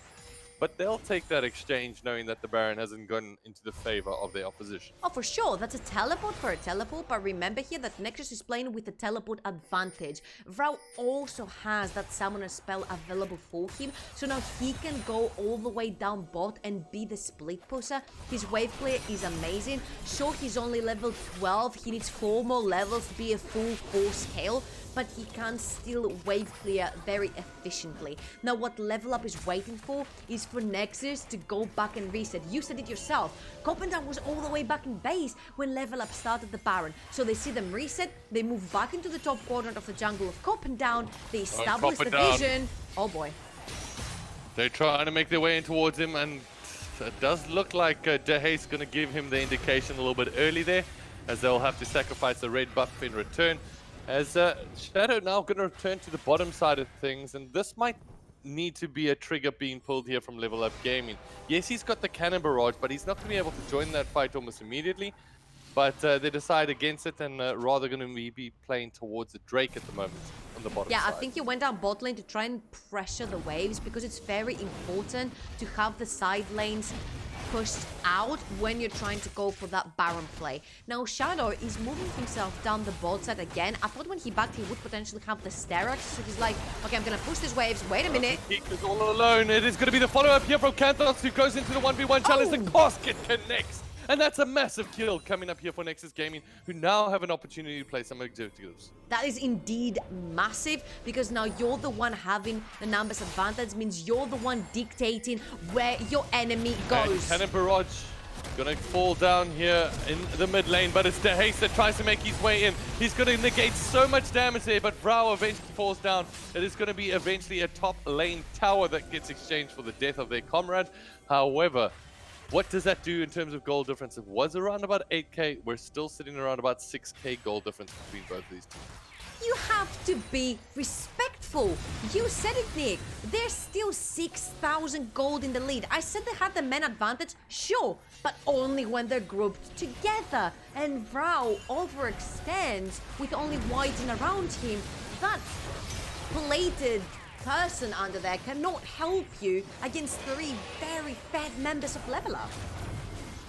All right, where are they going to move with this one? As once again, they push them off of Baron so well. Shadow's all alone, as it does look like Lotus is going to be able to connect with the knockup. He spends the flash to get out, cop it down. Way in, he gets 2, and it's going to be the Lucian that falls down. That's Necker. Dehace has to run for his life at the moment. The barrels follow up, but it's Kanthos that sprays the missiles and gets his target. This might be a Baron play. This might be a Baron play, and LevelUp misstep again. They make the same mistake. Dehaste with the disrespect stays before clicking onto this lander because he wants to get that extra damage in. He wants to get that kill in on Copenhagen, who was extremely low, and this is gonna cost him the Baron. If Nexus needed something, that was super minions to keep them alive, to give them vision throughout the lanes that will be pushed, to try and regain some vision inside their own jungler, move on to River, and push forward. This is a game that stand back on its head, Nick. This is a 3,000 gold lead down from 8. And this is Nexus's members coming online with the late game scaling yet again. If I was LevelUp, I'd be scared. LevelUp are now losing momentum in a big way. As you mentioned, 8k gold difference now reduced to 3. That's massive. At this point in time, Lotus, however, going to be able to dive down on Shadow, who gets left alone. It is going to be the knockback that finds its way forward, as Lotus gets a kill and Patika gets a reset on his E to be able to jump out alive. They pick themselves up 1-1, and that's the kind of plays that they're going to need to make. But how are they going to take advantage of these team fights? Number advantage yet again. You have to be careful here. You cannot be caught off guard. I don't know what Shadow was doing right there, because if they're gonna pick onto someone, they're gonna pick onto that 1 and 5 Gangplank with the 2.5 item Tristana and a Rek'Sai that hurts a lot right now. So you have to be very careful. Since you have the Baron and you've got the side lane pressure, try to keep that vision up and running. Vision is what wins you games in League of Legends. You play around it, you macro around it. And unfortunately, Shadow has not been doing it this game with 5 deaths onto his name. All right, so I do like that pickup that they get down on Shadow. He's arguably their most lethal split pusher as that GP, just being able to add so much global pressure across the map. However, it does look like the rest of the team is going to be pushing towards this top lane and just trying to make sure that this LevelUp Gaming feel their split push potential. However, are they going to be able to make a pick here? I'm not too sure if they're actually utilizing the most out of their Baron play at the moment. They're are different types of Barons that a lot of teams can claim. There is the game-winning Baron that allows you to push through mid lane or whatever lane you've already taken down and go through to the Nexus to victory. There is the stalling Baron, and this is exactly what Nexus needed right here. They need Vrau on that Kale to be level 16, to come online. They need at least one more item onto this Gangplank. Kai'Sa has already come online, so Kantos is ready and waiting until that Kale is level 16 and they can all siege together, throw that ultimate onto Kai'Sa and allow him to cause havoc in the backline of LevelUp. Alright, so still level 14 for Vrau as it is copping down that finds himself locked down. He will be able to put out the stopwatch. He does have some support as the Cannon Barrage is going to be able to land on the backline. Whitein connects, and it is going to be the haste that falls down. The follow through from Patika as he dives himself out. Vrau follows up with a kill as they pick themselves up 2. And that's a fight that LevelUp Gaming should not have taken. That's it! We talked about it from the start. The Gragas goes in. Well, in this instance, Panjay forced him to get into the fight. He stopwatches to stall time for Vrau to get there. The ultimate gets popped. And a fantastic get again. Anchor from Whitein finds D-Haste, pulls him in, and Kantos with the ulti execute. This is late game yet again for Nexus, and it could cost LevelUp any hope they had to get this game going. It's exactly what happened in the previous game here, Georgia. From that side of things, it is the late game where Nexus Gaming really do turn online. However, Vrau, he says, you know what, you want to fight me? Take me one-on-one, son. And just like that, it is going to be Patika that was the strong early game player that is not looking any comparison to Vrau in the late. And that's not even his final form, ladies and gentlemen. Level 16 has yet not hit onto that Kale. When he is level 16, oh, you're gonna have to fear him much more. And this is a Nexus that persevered all the pressure, all the kills, all the goal they were behind due to punishing and capitalizing on mistakes from LevelUp. Overzealousy, oversteps, not playing with vision and taking fights that they shouldn't be have cost them, I think, the game here, Nick. I don't want to rule them out just yet. I think LevelUp still have opportunities. We've seen what their capture potential is, especially when they take down Shadow in terms of those side lane pushes. However, this is going to be up to Nexus Gaming not to throw out one player by themselves and to basically bait out a capture. However, on the other side of things, LevelUp are not going to be nearly as strong as their opposition going into late. I mean, that Kai'Sa, Kale, Gangplank, so much damage. And look at that in terms of what they've got in terms of their damage dealers at the moment. Every single one of them has got that hourglass available. Yeah. So which means you're not going to die. Yeah. You're not going to die to the Rek'Sai. You're not going to die to the Syndra execute. And if you might not be too quick with your hourglass button, don't worry, because Vrau is there. Level 16 on that Kale. He's going to hurt. You've got the reliable engage in the likes of Gragas. And Whitein has been so spot on with everything he's been doing this game. I think Whitein, I won't say all alone, but he's been a big factor why this team has been doing well. As LevelUp try to take this fight to them. It is going to be the connection. The Cannon Barrage is going to be landed down. Whitein not able to get out. Oh no, he still does! He hooks up against the wall, but it's going to be Vrau that follows up the fight. This man is dealing so much damage now that he's level 16. To haste, scatter the weak. No, you are the weak as they get chased away. It is going to be They can run it down mid! Coming up with a triple, and this should be the game. Whitein, you absolute beast! With the last breath remaining in him before he goes down, hooks Lotus away from Kantos, reassuring his ADC that it's all gonna be fine. And it is all gonna be fine with a fantastic 2-0 performance, turning both games around by Nexus. The late game kings are here to stay, Nick. Wow, wow, wow. Nexus Gaming, you can definitely call them the late game kings, especially losing out on that early up against one of the strongest earliest game teams out of anybody in the tournament so far. LevelUp Gaming have been putting every single team that they face to the test. And at the moment, the fact that Nexus Gaming can come up with the 2-0 is absolutely huge. Yep, and remember, the only team Nexus Gaming has lost from is Random 5, the returning champions, and they pressured them as well. It was tiny macro plays that showed us the difference between Random 5 and Nexus, and now there's a new ADC coming in town. Kantos looks stellar on this marksman that he's been playing down bot lane. We were wondering, is he going to be as good as 2-Axis? He might not be playing Draven, but he's playing a pretty good late game on whatever champion he has touched. Now stay tuned, because we're gonna find which upper bracket team is going to join Nexus on that lower bracket final that we're gonna have on to Friday. Ladies and gentlemen, it is going to be Random 5 versus Wild, coming right up in just a little bit. So make sure to stay tuned. Hi, I'm Pringles. And I'm Chips. Wow, Chips. Sick outfit. I didn't know you were a cosplayer. It's more of a protection thing. Pringles might come in cans. I now come in maximum leveled armor. Hit me. Nah, I don't think it's a good idea. Come on, hit me. Okay. Come on. Whoa! I guess Chips has left the game then. Remember where it started. Your first experiences. Remember where you came from. The journey you traveled. The journey you love. Remember where it started. And imagine where it will go. Rise on.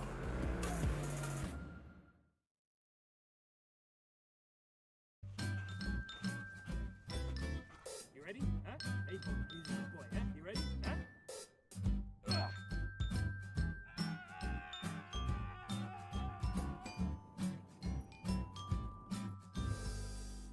Start your esports career now at play.eslgaming.com.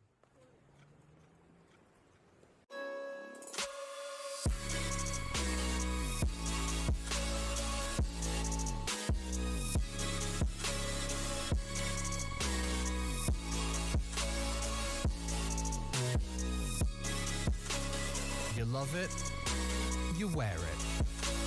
What's your style? Get your merch at shop.eslgaming.com.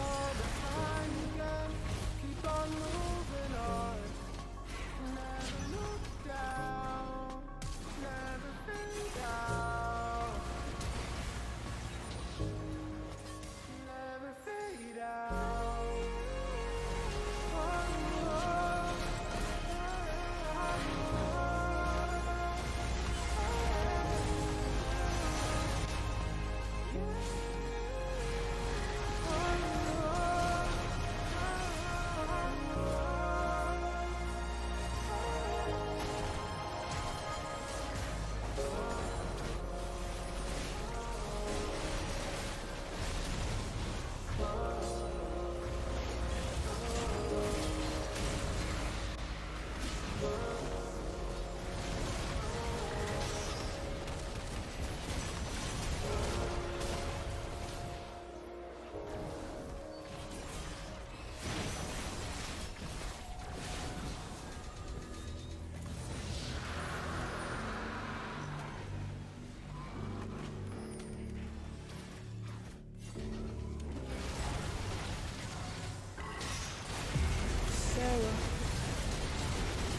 hurt myself today trying to make the pain go away.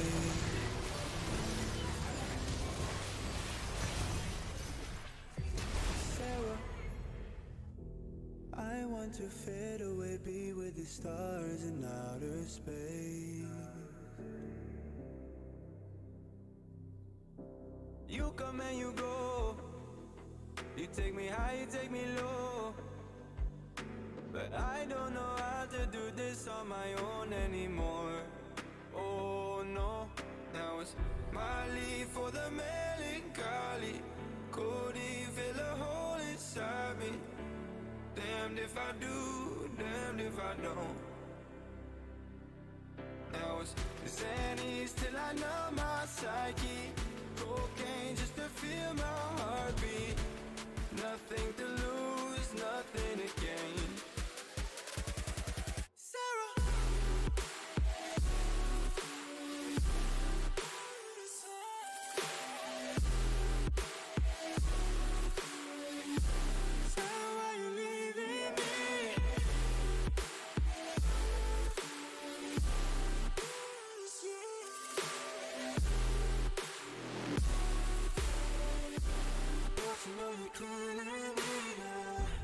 Sarah, I lost myself today trying to find ways to make you stay.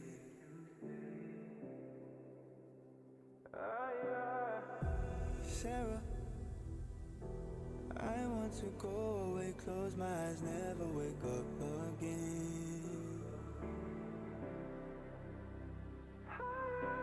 You come and you go, you take me high, you take me low. But I don't know how to do this on my own anymore. Oh no, now it's my leave for the melancholy. Couldn't fill a hole inside me. Damned if I do, damned if I don't. Now it's Xannies till I numb my psyche. Cocaine just to feel my heartbeat. Nothing to lose, nothing to gain. Sarah,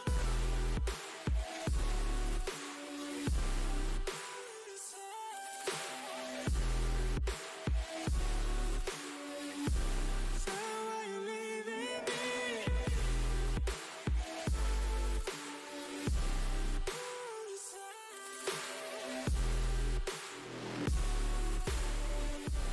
Put me on my misery.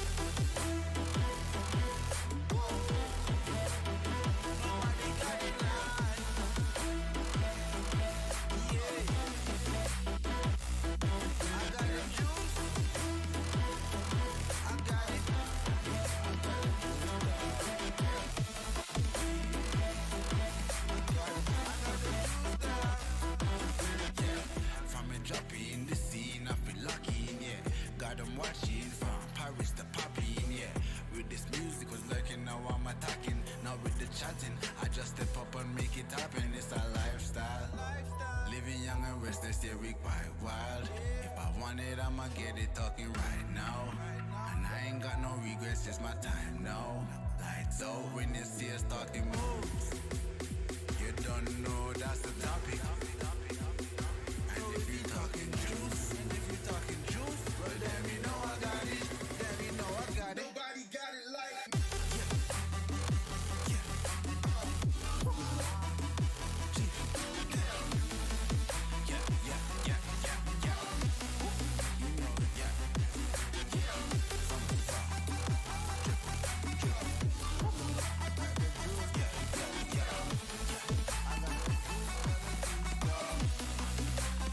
you know.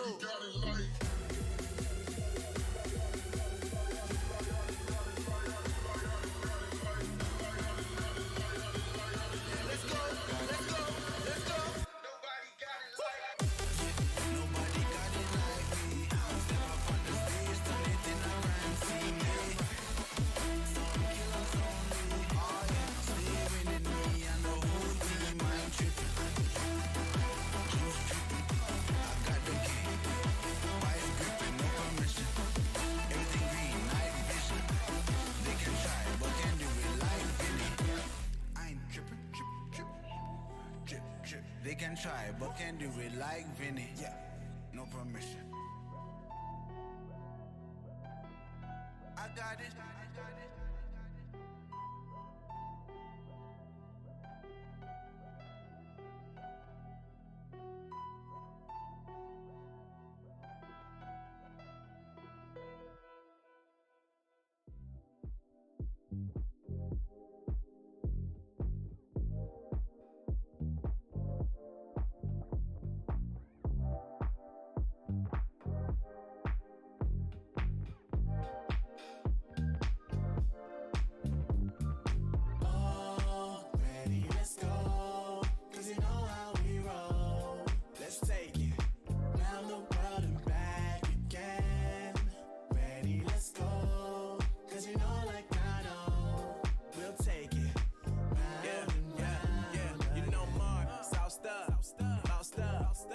Never let you double cross them. Moving through the city like it's Gotham. They told me get one, so I got one. Stop saying you're a boss when you not one. You ain't sacrificed, nah, you ain't lost none. All over the gram like you got a bag. You ain't big dog, we ain't hear none of that. I'm in the gym looking like a running back. How you know the flow, got them coming back. Who I was in the past, I'm unattached. Only focus in this moment is bringing the summer back. Oh, respect my grind, elevate souls and I spread good vibes. Young divine, you know I gotta shine. Raise your hands for a good time. Aye. Vibe until the morning, sleep until the noon. You said that you want it, so I got it for you. Let's all get together and show them how we move. We move, we move. 3, 2, bringing summer to you. Oh, ready, let's go. Cause you know how we roll. Let's take it round the world and back again. Ready, let's go. Cause you know like I know. We'll take it round and round. Yo, hold up, let me switch my flow up. Back in high school, they were telling me I'll blow up. Doing talent shows and man, everyone will show up. Got in an accident and still made it for them to go nuts. You know what? I'm so what? I'm so That means I can't describe the way I vibe, the way I slide. And with the rhymes that make the dimes, I'll close their eyes and fantasize. I'm divine calling their phone number. No, you know I love you.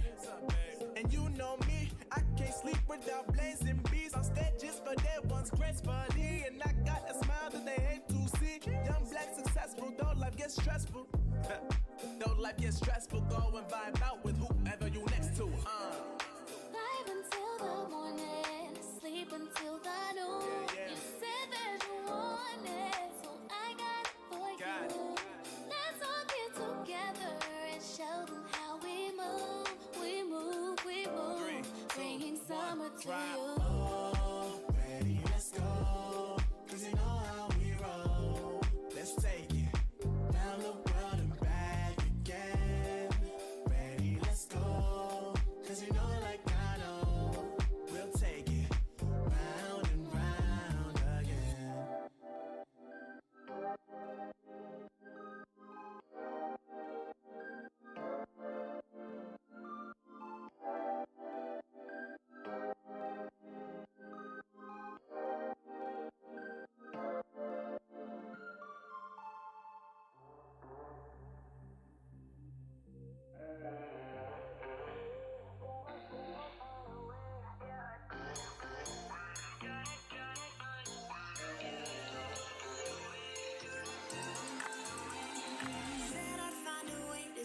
heart into something gold. Knew I sold my soul to the devil long ago.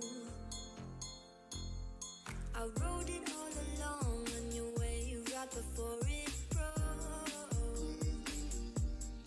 Time was thrown down the well, so I let you go. What I do right now. What I do right now for you.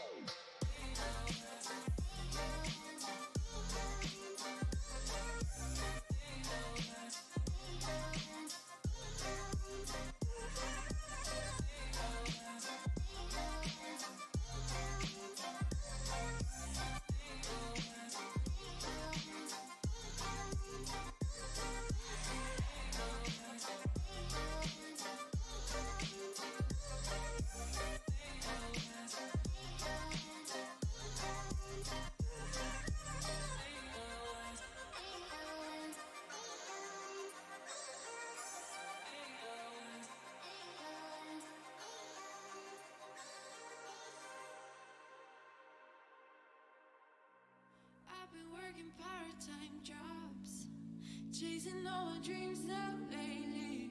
No matter if I try too hard, nothing's ever enough, baby. No, I don't care too much. I don't care too much. As long as I can keep you by my side, I don't care too much. We got time, no rush. In your eyes, I always see there is something meant for me. In your eyes, I always feel different.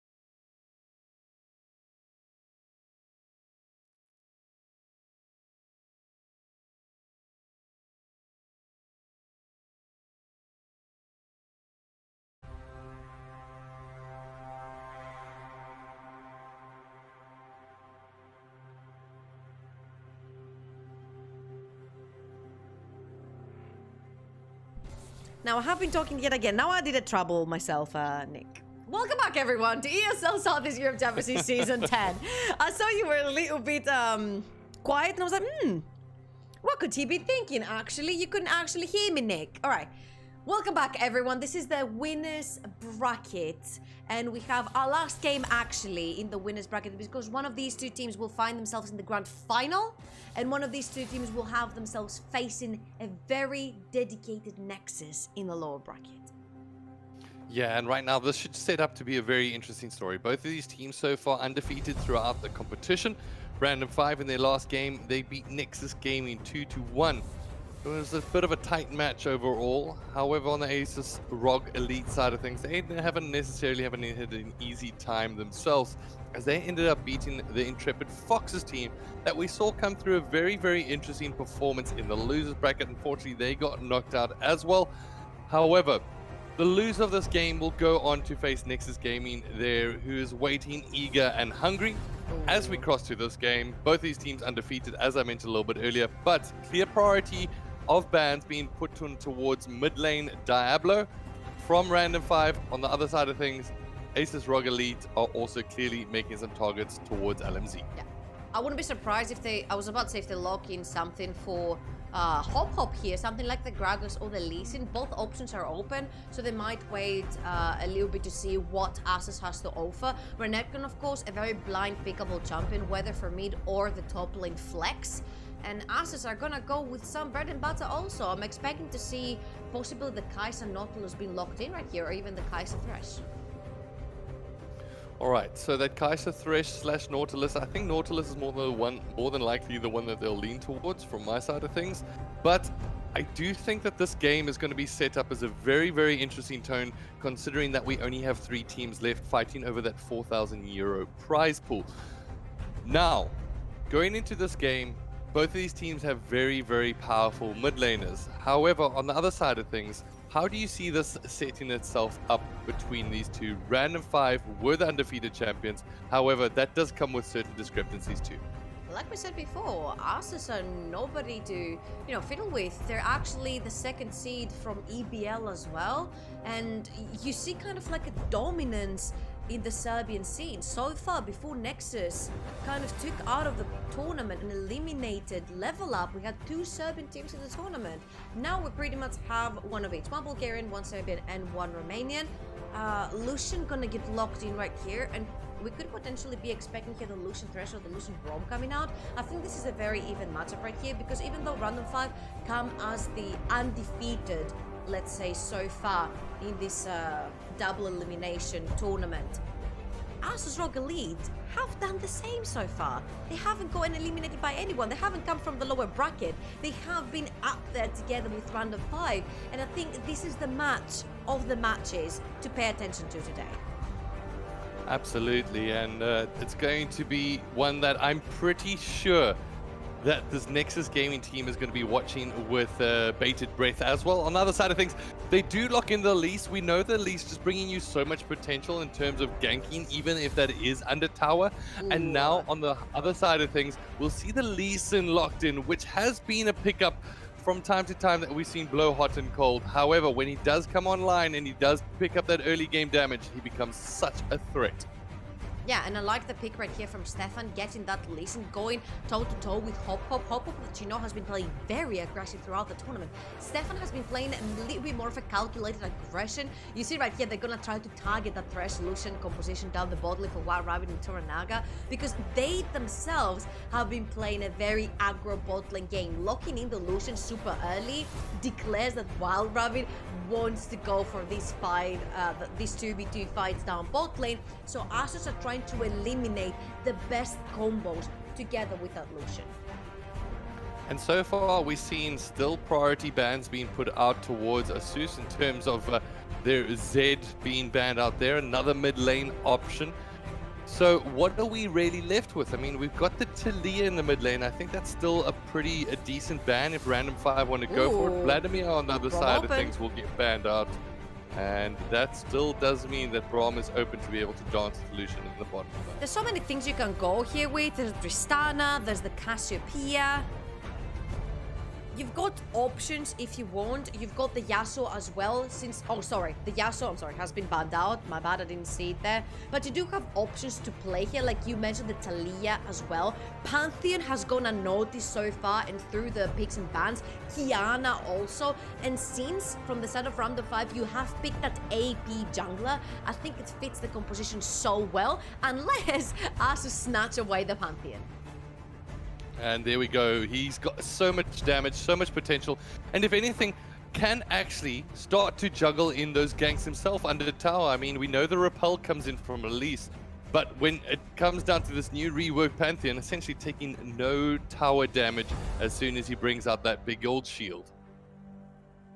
Yeah, and now Random 5 have to face the truth. They're gonna have to blind pick the mid lane or the top lane, wherever they choose to put the Renekton. Leona is going to be the lock-in right here for Toranaga, and I really like that because they're gonna try to play as aggressive as possible. You've got so much CC coming in so far from Random 5, so much lockdown. The Leona with double stun, the Cocoon, the stun coming in from the Renekton, and I wonder what will be the last pick right here. Are we going to see one of the Huni specials, the top lane Ezreal, or are we going to see the Chovy special, the mid lane Ezreal? That's quite an interesting pickup. Obviously, got a couple of flex options available. I kind of think that Lubins would prefer at this point to be able to play on the Renekton, whereas it does look like a Rumble will get locked in here from this ASUS gaming team. So there we go, ladies and gentlemen. We have our team comps. That Rumble obviously going to be able to bring you some pressure in terms of just zoning your team fights. That Diablo in terms of just being able to jump in and provide that support around the map, whether that's on top or bottom lane.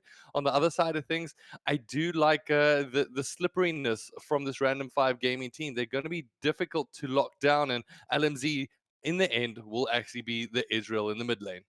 To be honest here, this is a little bit of a question mark for me. If you're going to lock in the Lee Sin early into the game, you have to play with more of a skill matchup lanes to try and get them ahead. Locking in the Rumble, a much better idea here would be to lock in the Kiana, for example, for Stefan. That combo together can prove to be very, very deadly. And then you also have your heavy AD scalers on Pantheon and Kai'Sa. Early game for Pantheon, late game for Kai'Sa, so you do have the insurance if your early game does not go as well. We saw that in the hands of Kantos as well on the Kai'Sa. It does start coming online further into the game, but once it does, it is a menace to deal with. So, a little bit questionable for it. I think they put Bruno on comfort and trying to stall the Renekton from snowballing in the top lane. Now, I think here that Bruno is going to be the target for Hop Hop and Lubins, getting that Renekton ahead, teleporting that Renekton who is already ahead into fights for the Dragon, for Shelly, is going to allow also the Ezreal to try and scale more safely in the mid lane. Since you're playing against Pantheon, poke is not gonna matter too much. Pantheon likes to play behind his minion lines, and of course he does have the shield to avoid any poke that the Ezreal is going to be playing with. Now the question is LMZ gonna go Klepto or is he not? I'm assuming that he is, because it is a range to melee matchup and it makes sense. You can just walk forward and try to auto-attack the Pantheon, but what happens when that stun lands from the Pantheon because you've overstepped your boundaries, and then all of a sudden Stefan is there to land the Q on the Lee Sin? You have to respect Pantheon in lane, especially knowing exactly how much damage he can output at this stage. I think it's one of those things in terms of both of these team comps, they both have things that they can lean on at the moment. That CC lockdown, like you mentioned from Random 5, is absolutely huge, but do they have that temperamental damage to be able to follow up? They don't really have AoE damage coming in, other than when it comes down to Renekton popping out his ultimate and walking around. It's not going to be too massive. I mean, it is almost like a secondary ability of his ultimate, but for me, the biggest thing is Bruno in that Rumble. How is he going to be able to add to these team fights? Because as soon as they get drawn low, you've got so much kill potential following up with Nicola on that Kai'Sa, as well as Diablo on that Pantheon. Yeah, and you have to keep in mind here that Nicola has gone with that cleanse because of the amount of lockdown that there is in the hands of Random 5 right now, and because they're a team that can actually coordinate their CC to perfection and not anything, you have to be careful and you have to show respect. And this is what Nicola is doing right here by losing straight up the Summoner battle versus Wild Rabbit and Toranaga that have gone for the heal Ignite and want to play for that aggression. They want to be engaging onto Nicola. Of course, early game, after you blow that cleanse, Leona has the tools to engage on you again because it is a much longer cooldown than the Leona E. Absolutely, and this is, if anything, going to put a little bit more pressure on Stefan to actually make some plays here, because in that bottom lane, they don't have necessarily as much security in terms of how aggressive that they can play. Tasteless has still gone for the Ignite, saying, you know what, if you want to overstay your welcome, I'm willing to bite you back there. But Toranaga and Wild Rabbit, they've got the insurance with that heal, where they can basically just make sure that should they go aggressive, they've got a backup for it if they need it. And I feel like Lucian is a champion that needs the heal anyway, because if you're going to pick the Lucian and you want to play the 2v2 earlier into the game and scale super quickly before the Kai'Sa comes online into the Rift, something like alongside a Draven potentially, you need to go for these 2v2s. You need to show pressure just by having an extra combat summoner. So if Nicola has to go for the cleanse, oh, look at that hook already from Tasteless, as he does connect that one. Huge damage coming down to Wild Rabbit. Right back to you, Georgia. Great trade right there from Tasteless, grabbing Wild Rabbit in the face. And of course, Kai'Sa with the Q can put down so much damage early into the game. So yet again, that pressure that's been established by essentially Random 5 having an extra summoner. Oh, Toronaga's been called. And Tasteless, you can see exactly what his priority is here once again. Despite them having the heal, he goes for those early trades and tries to make sure that they can have that level 2 advantage. And as soon as he sees an available opportunity, he's going to be able to monopolize on that. Now, I've talked a little bit about this before as, hold on a minute, because Hop Hop is thinking about getting into Bruno. It is the splash that will get spent, but it's an exchange here. The Cocoon's actually not going to land here from Hop Hop. Missed opportunity, but it will be enough at the moment, as it is the kill that goes over to Lubens. That's alright, Cocoons are overrated anyway, and that's exactly what we expected from Hop Hop. We expected him to play towards the top side, get the Crocodile ahead, abuse the fact that Bruno is going to be stronger in lane earlier. Since Renekton is melee, he has to walk towards his minion wave to try and CS and get that experience and the gold. Bruno with the Flame Spitter can sit in a very safe distance while he's burning down the Crocodile skin to potentially make it into a shoes or a bag later on into the game. By Hop Hop being added to the equation though, you have so much lockdown between you and the Elise that actually you can completely diminish the difference in the early game power between the Renekton and the Rumble by just very simply shoving kills into Renekton's mouth. That was great for Hop Hop off of the get-go. I know he missed out on the Cocoon, but that means that Bruno, that's going to be a key component of their team, is going to be on the back foot, especially up against the lane bully that is this Renekton. We've seen him time and time again, how well he's being utilized these days in terms of just making sure that you're going to be so uncomfortable should you fall behind on the top side. However, in the mid lane, it does look like there's not going to be too much exchanges as both players are respecting one another. If anything, Diablo just waiting for that opportunity to get in on that fight.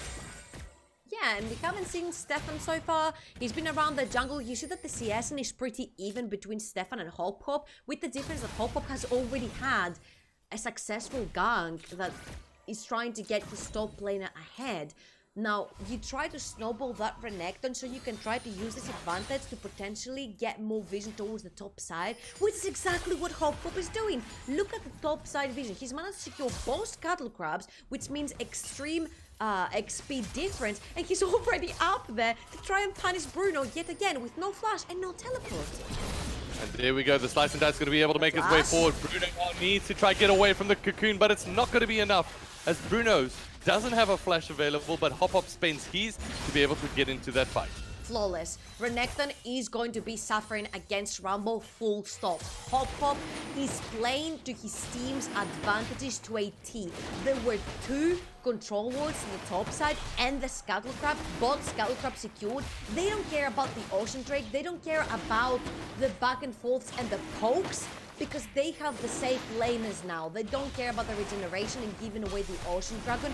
All they care about is getting that Renekton ahead, and Bruno is losing insignificant XP and CS gold right now. You see the difference in level. Lubens has already backed level 5. Bruno is just now level 5.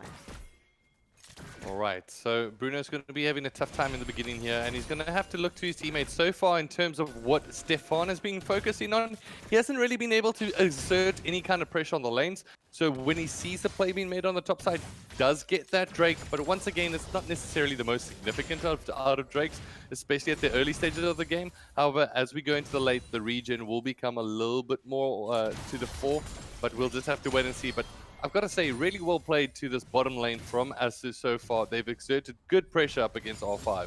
Yeah, and again, Stefan is nowhere to be found. Ranaga's gonna... He might just face Stefan for the first time right there, because he's right behind the bush. There we go, they go in, but Stefan is right there getting ready as Turanaga's going to get whittled down low. The Igniter's going to be able to connect. The Cocoon does not find its way forward. Diablo comes away all the way down from the skies above. As Wild Rabbit gets drawn so low, they decide to go dive under tower. The Cocoon finally connects. Hop Hop will not get the kill there, but it is going to be Diablo that finds the spear to match.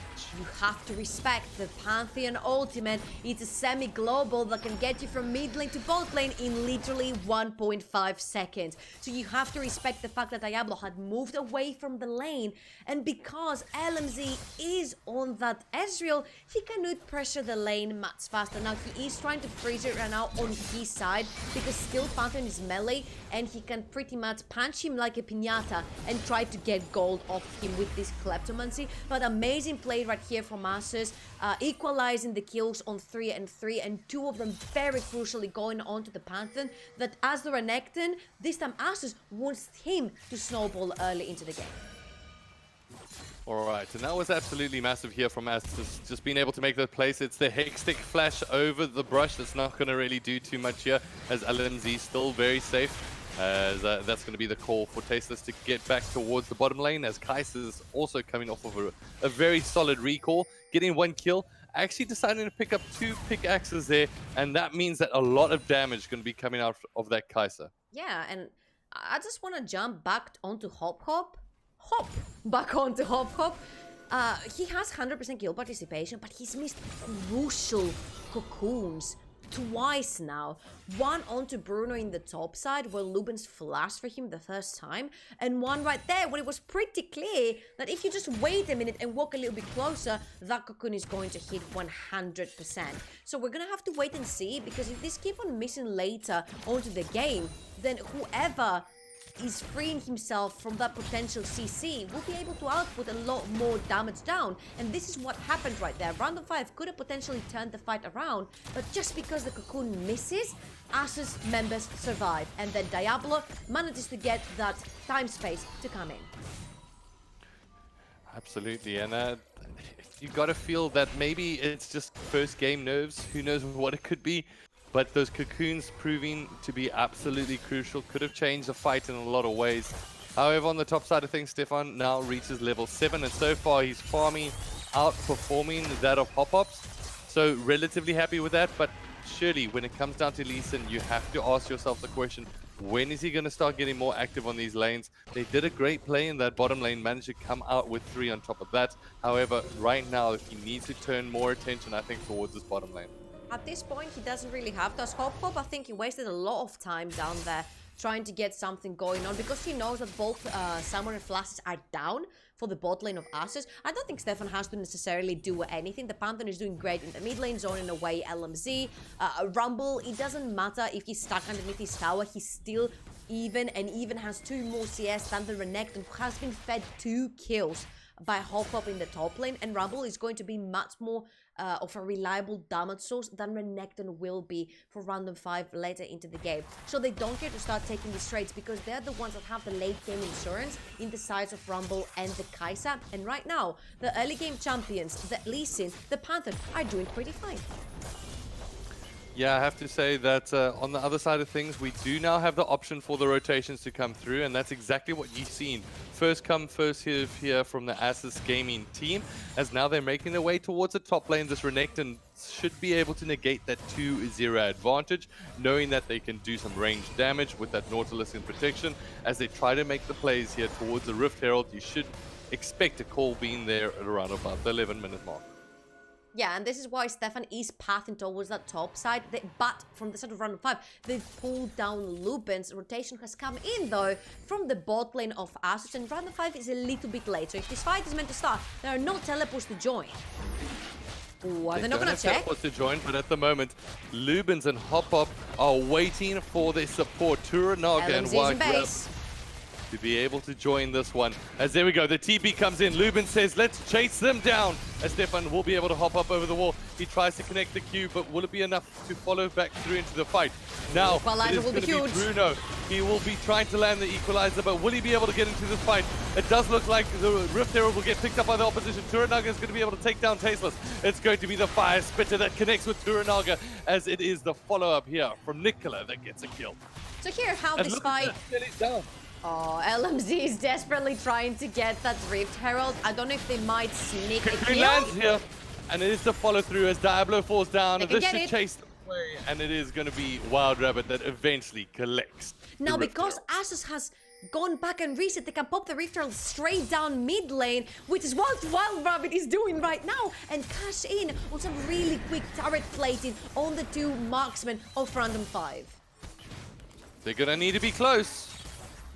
There you go, the E4. He's like, I want all that gold that's coming my way. No one else. LMZ is not sharing. LNZ keeping that gold for himself, but thank goodness somebody managed to get it, as it was a bit of a close one. Now, however, Drake is up, and that becomes another big objective on the ground. So far, it's not necessarily the biggest Drake, but Nicola, you might as well call him Neo. He's dodging it all. That's 4 out of 5 cocoons missed for Hot Fob. That's almost a 90% miss ratio. That does not look very clean so far.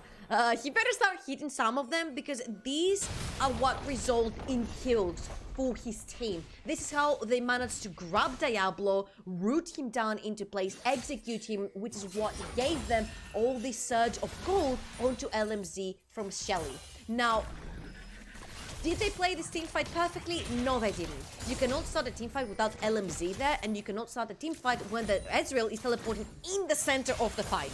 You need to have the Ezreal there from the start to try and poke away your opposition, and then try to somehow find a cocoon, and then you engage. Or like a Leona possibly ramping in. So they didn't play that correctly. Did they come out ahead? They ended up doing that, but all in all, it was a very questionable play, keeping the Ezreal in the center of the fight, especially with such a great equalizer coming in from Bruno. And here's Stefan just waiting on the sideline. Will they actually make a dive here towards the tower? If anything, Wild Rabbit is being pretty cautious, making sure that he's not going to just give himself available to his opposition. But now the ping's coming through here from this ASUS gaming team as they decide to make some plays towards the Drake. Yeah, that is going to be a Cloud Drake, not highly contestable from teams, but you know what? Stefan secured the first one. He's going to try to do that again. There is a ward at the very back of the pit that he hasn't spotted yet. Oh, they spotted out Diablo though, as it does look like he will be able to prevent himself taking a huge amount of damage there. Turanaga gets out by the skin of his teeth as they pick themselves out yet another Drake. And next up on the list of Drakes, it's yet another change as we're going to be going over to the mountain. I think Diablo was playing diversion right there, because Kopkop was trying to get into the pit very sneakily, tried to probably repel in, Q smite the dragon and then flash back out, but Diablo flanking in, they had to turn their attention or they were gonna end up being pinched. Now what that has allowed so far in all of the fights that have been going on is that this Renekton has been farming unattended in the top lane, grabs a lot of turret platings and the tower gold for himself, and possibly when he goes back to base he will have a Soul'jin available, which will allow round of 5 to take much more powerful fights.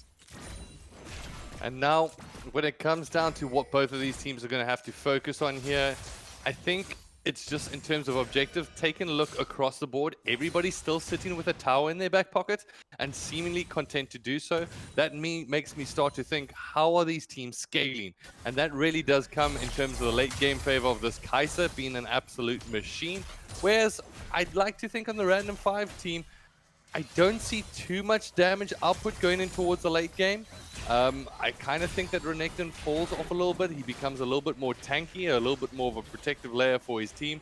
Whereas I think they're just going to have to rely mostly here on Wild Rabbit solution. Oh, definitely. And I love what ASUS have done with that. You know, they took the early game aggro jungler in the likes of Lee Sin, and they took a lane that he can play towards, which is the Pantheon. Now, what Pantheon adds to the team is the fact that he can be either top or bottom with his ultimate instantly. Plus, having the addition of TP right there allows him to be on a side lane and pressure waves while the rest of the team can team fight. And he'll be there in absolutely no time, whether he has teleport or not. So there is that insurance that if their bot lane gets dived, if Bruno gets dived, Diablo can be there in no time to try and aid his team and be in that early game damage that Random 5 fears. Now, when this time has gone past, oh, they got him! Oh, it looks like the Culling's going to get landed here on Diablo. He's going to be able to block out most of it with incoming. His big shield, though. However, on the opposite side of things, Lubins teleports all the way down, but he's going to need backup as it's going to be Nautilus that raises up.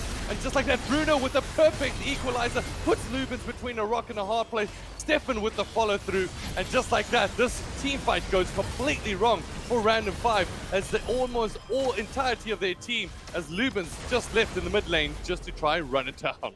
Yeah, and that's the problem. You said this team fight. That wasn't even a team fight from Random 5. It was a skirmish trying to get themselves ahead as the early game team. And then ASUS is like, you want a skirmish? We'll bring the team fight to your skirmish, bringing 5 people down. Sure, you want to feed your Ezreal? We're already 20 minutes in. Get that Trinity, get that Muramana, we don't care. We have the Kai'Sa, we have the Rumble, and you have to mid-game spike ADCs will outscale you and beat you in your own game. And ASUS find themselves with the first 1,000 gold lead for them in the game. And look at that from Stefan so far. He's currently 2-0-6. 8 out of the 9 kills he's been a part of. Absolutely fantastic performance so far from him. On the other side of things, Nicola, wow, becoming an absolute machine. Already has a 37 CS advantage up against his laner, as well as 3 kills and 3 assists in the back pocket. And we all know you don't want to be facing a late game Kai'Sa. It's just an absolute machine. Diablo on the other side of things, managing to do well to stay alive, and you've got to question Random 5's attitude, or not necessarily their attitude, their behavior on that bottom lane, trying to dive that Pantheon. I would have With much the amount of rather... damage negation. I would have much rather seen a lane swap coming in from Random 5 in general from the game. You know that the Rumble, even if you feed the Renekton, it's a Rumble. It's still gonna be able to be annoying against the Renekton. He's still gonna be able to cash in from this CS taking under the tower because he can wave clear really easily under the tower and stay safe in case somebody dives him with the equalizer. So swap the Ezreal, take him topside where he's not gonna be threatened by the flame spitter from the Rumble and can actually CS very easily, and then take Renekton in the mid lane and shut down the Pantheon, which is the only person you should be fearing into the early game. You've got the CC, you've got the damage, but the idea was not there from Random 5, and I think they've put themselves in a really dark hole where ASUS is starting to come online nearing the 20-minute mark. The Renekton is absolutely stuck on a side lane the entire time and cannot translate that 2-0 lead into anything because he was already stuck up there, and by the time he was joining the fight, something was going wrong. All right, here come the pings. The Grand Starfall from the Pantheon might make its way through shortly as he does take to the sky. Here comes the Grand Starfall from the Pantheon. As on the top side of things, the Equalizer is going to be landing down here on Lubin. Tasteless, trying to get out alive, and does exactly that. The Spider and his Hatchleads are going to try and find its way forward as they pick up Lubins. But just like that, the fight gets traded out as both teams lose 2. That's exactly what me and you talked about at the start, Nick. If all this CC follows through onto one member, that one member dies. What happens to Nicola though on this Kai'Sa? He is able to maneuver himself around the fight unattended. When all that CC from Leona, the Cocoon going down, Renekton diving in to kill Bruno, the Equalizer is still gonna go down, not allowing the Kai'Sa from Random 5 to get anywhere near the fight, and Nicola can play the fight however he wants to without even needing the cleanse. Because that fight that Nicola jumped back into the backline yet again, he didn't even have cleanse because he didn't need it. Absolutely, and that's why, like you said, that Kai'Sa and the cleanse, I mean, it's such a backup clause should you need it. And That means on the other side of things, it's going to be so difficult to really hunt him down, just knowing that amount of movement that he can get around. And in terms of being this damage dealer that he is at the moment, I mean, doesn't have necessarily the biggest damage items, but still following up with the kills. Yep, and that mana moon will slowly but surely become a Mura mana at some point, same as Ezreal's. And again, I think the bomb is ticking for Random 5 unless they can make a pick, possibly onto Stefan, try to turn it into a Baron with all these AD damage dealers that they have. I don't think they can withstand a 5-on-5 fight. Look at that, Diablo is all the way up top lane because he's not needed. He can join whenever he wants. Teleport is up. Alright, Turanaga gets the stun down, and just like that, Nautilus that unfortunately goes down, and it does look like he's got the Hextech flash, so understandably that charge could have been broken, meaning that he couldn't get over the wall in time. I think that was a flash from Tasteless, like a real flash that he missed towards the wall. Ooh, that's really bad news. These were the picks we were talking about, Nick. Because when you get the numbers advantage, it's just full squishes from the side of ASUS without the Nautilus in the front line to try and protect them. So this is where you start establishing a little bit more vision and moving towards the territory of Stefan. Alright, Turanaga there says, you know what, I really want to get in on that fight, but he didn't really have any kind of support. As in the top lane, Diablo is just going to be able to clear things out. So this is exactly what Random 5 need, right? They need these pickups, they need these shots, they need these rotation kills. However, on the other side of things, Wild Rabbit, he's needing to dash, but he won't be able to dash too far. He flashes away.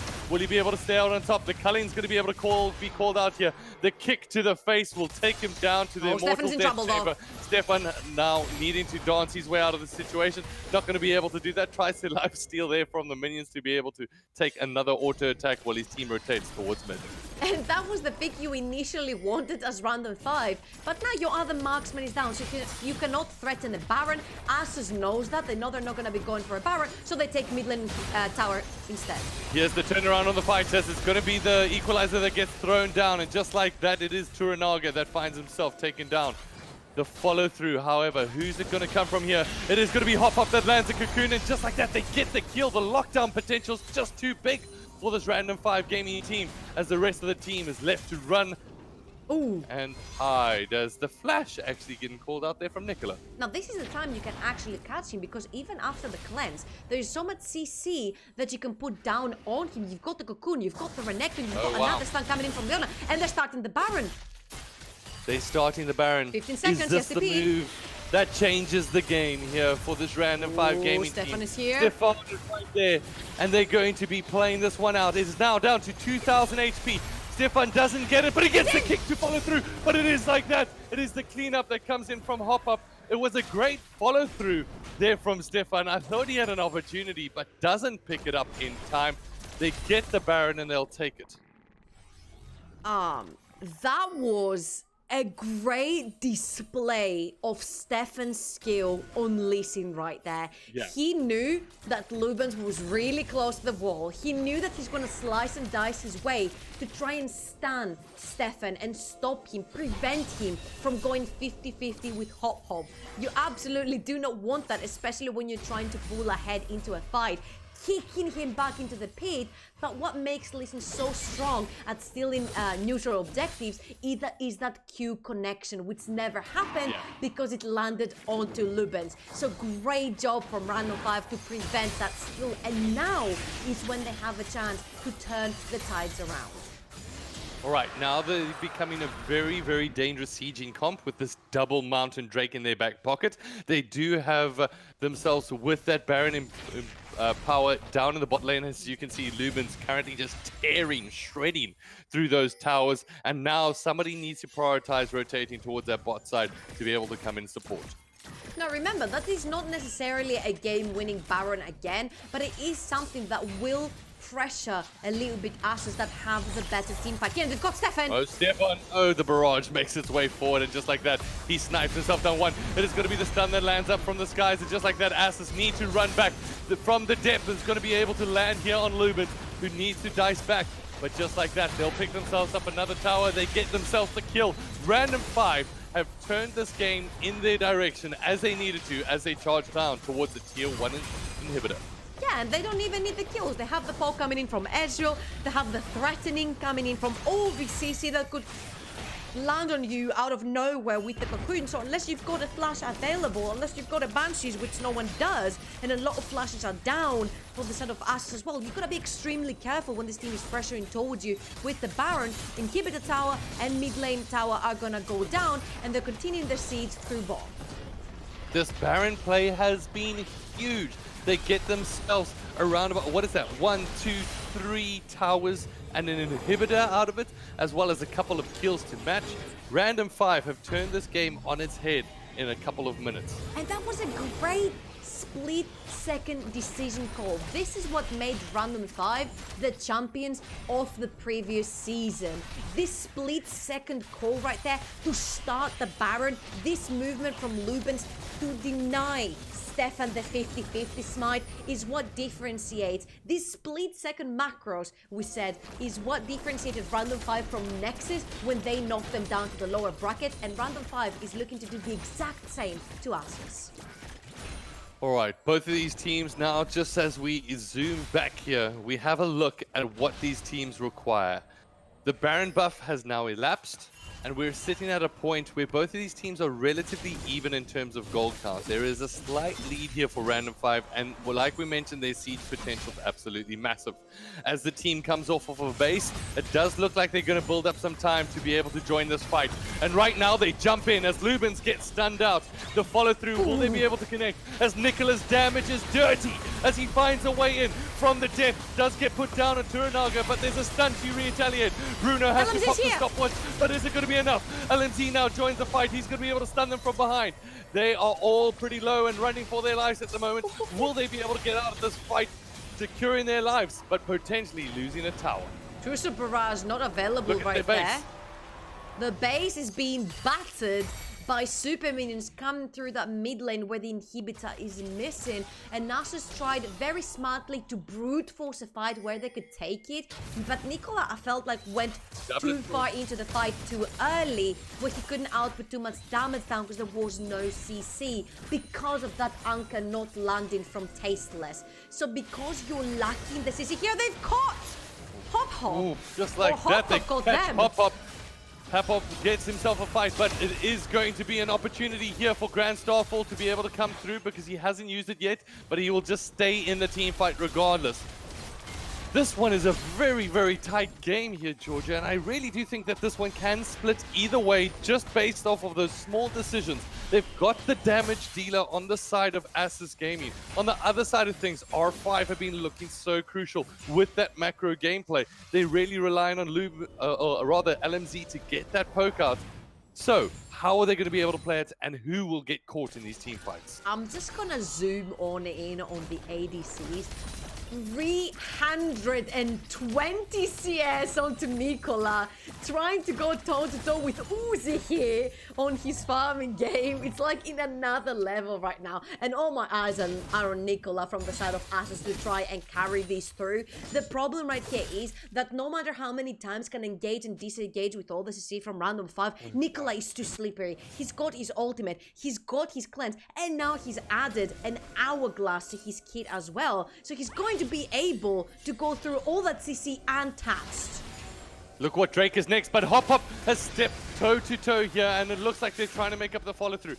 The Youmuu's will get bursted up, but it's not going to be bursted down. It's just like that, the Drake will potentially get started. It is a potential third Mountain Drake, but will they need to sacrifice the Baron in order to make it? As it does look like this ASUS Gaming team is going to start with the Baron. The two-shot barrage is going to be able to come through. This will give them an indication that it's taking place. And now, will they be able to take this? It does look like the Drake will get caught through. That means objective plays are going to be absolutely huge, but it is going to be the Lee Sin that connects, as it is going to be ASUS trying to fight into the center. It is Bruno that pops the stopwatch. Lubens trying to come through the other side. Nicola, the damage output is too much from ASUS Gaming at the moment as they come out on top of this fight. Hop needs to run away. It seems synchronized, but it is too much, as it is going to be Nicola that gets the triple. It all comes up ASUS Gaming. Yep, it all comes up to this Uzi disguised Nicola in ASUS on that Kai'Sa massive performance. And Stefan, I don't know what you're doing there, mate. That's nowhere for you to be right now with Hop Hop still alive. That was a massive fight from the side of ASUS. They tried to bring Random 5 to them, which is something that this Random 5 team is not good at. You need to have LMZ there from the start, poking down your opponents. We said it from the start, and LMZ had to TP all the way from bot again into the team fight. That was a 5-man ulti to Renaga, managed to land right there, and again, it did not matter. You see how slippery this Kai'Sa is, and Nicola is literally carrying the entire weight of his team on his shoulders, going deathless so far. 344 CS, 31 minutes in. This guy is a literal god. He is looking like an unstoppable machine at this point, but oh, what a juicy, juicy kill he is looking to be for this Random 5 gaming team, who at this point leans on towers and they're going to break. They can lean on objectives and they're going to fall into their favor, because with 3 Mountain Drakes, they are getting so much more bonus damage across the board. I think it's around about 30% bonus damage up against objectives. And right now, there's no objectives on the board just yet other than towers and inhibitors. On the other side, the Baron buff is still in the back pocket here of this ASUS gaming team, who are looking to clear wards, trying to gain some kind of macro control over the game once again. And who wants to actually start engaging onto a Nautilus and Lee Sin face checking you and a Pantheon with a shield? So they're pretty much brute forcing the way through the bot quadrant of the jungle of Hop Hop, and they're not even feared. They're not even scared that somebody might get them. Now that's another layer of defense coming in from Nicola with the Banshees. So if the starting CC doesn't land, the second one is going to get Cleanse, the third one is going to get Hourglass, you cannot catch him. As they take down the bottom lane tier 2 tower and keep the push going, will this turn into a team fight? Will we need to hold our breath for what happens next? Nicola's damage whittles down Turanaga to 66% HP. On the other side of things, Lubin's trying to rotate from the top side. Their tower, however, keeps on taking these hits from this empowered cannon minion wave. On the other side of things, it is going to be the next wave that they're going to have to wait for as they all go back to the fountain to get some health back. Turanaga now can join the fight. The Yumus will get called out, but it's not going to be a fight. Who will pull the trigger here? As it does look like the tower will get taken down, and this should give ASUS the opportunity to walk in. But are they brave enough? That is the question. Tasteless needs to try land a hook. Will he be able to find the target that they can burst down immediately? Stefan is trying to zone out Lubin on the top side. This one really can go either way here. Another True Shot Barrage is going to come out as they look to go make a play towards Inhibitor. Nicola will get exhausted down there. Diablo's going to be able to follow the way through. Equalizer does get put down, but it's not going to be enough. As Lubin tries to make his way in, they get drawn really low. It is Tasteless now trying to find his way in. Hop Up getting the damage up, but Nicola once again is too strong. He lands the triple kill, and he needs to just follow up on the Inhibitor. Nicola is the machine that keeps this ASUS gaming team ticking. Yep, and that was another fight where you were like, oh my god, they're so low. Nicola had been poked out by LMZ from the start of the fight. If there's one fight to take for Random 5, this is it. But he's so overly fed at this point that she cannot deal with him, and they're just going to brute force their way through the next hours. They're going to try and end it right here. At the moment, it is going to be Hop Up that tries to back away as they watch another set of minions getting taken out. Ooh. LMZ gets Stefan solo. He's going to have to hop all the way over to Nicola. And they try to chase them down. He's got another flash Q coming up anytime soon as LMZ watches Stefan take down the golems and get some health back in his back pocket. They should be able to get this one out alive, but the TP is going to follow its way through. Lubin's now will need to back up as Bruno is going to be flying through from the top side as this fight finally disengages. They want it so much, Nick. They don't want to give any game. We're talking about the defending champions right here, falling onto an ASUS that has looked dominant throughout the entire game. Stefan, we said, sure, he didn't have a lot of impact early into the game, but we said he's an aggressive, calculated jungler. He's not going to try to make the plays that Hop Hop has that have costed him his life a lot of times, and a lot of cocoons have not connected. If it's not a 100% success, Stefan is not gonna pull the trigger for the play. Now, a lot of questionable plays as well coming from Stefan, as in running into the bot quadrant of the jungle after Baron and losing his life to Hop. But you know what? Sometimes you have to take those. When you have an 11, 0, and 6 ADC to rely on, and level 16 now Kai'Sa with 3 defensive mechanisms to keep herself alive throughout all these damage and CC that Run of 5 has to provide, I'll take that. They'll take that indeed, but now it is going to be Nicola that tries to get some damage out. Tasteless is going to be able to taste some damage in his back pocket as he doesn't connect there.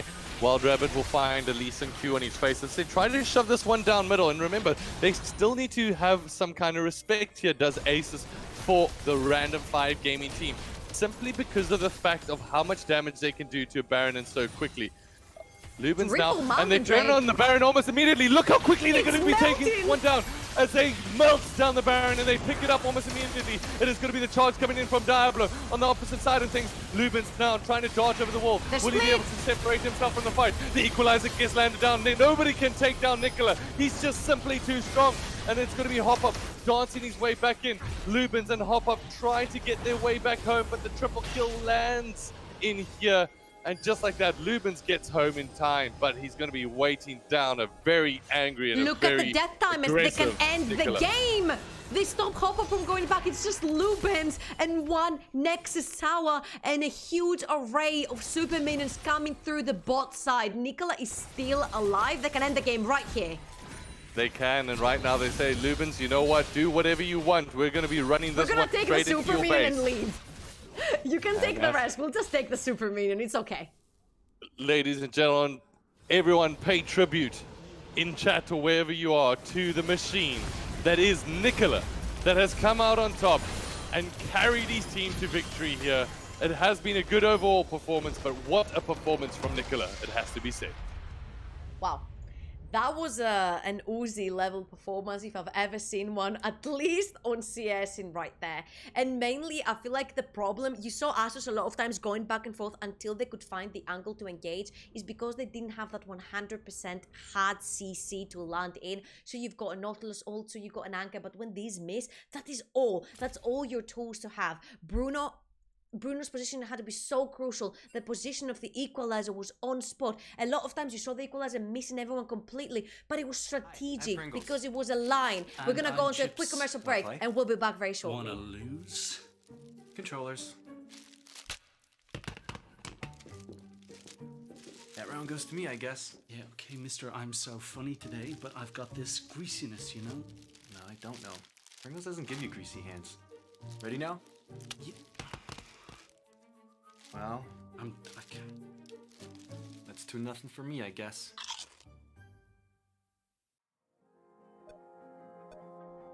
Remember where it started. Your first experiences.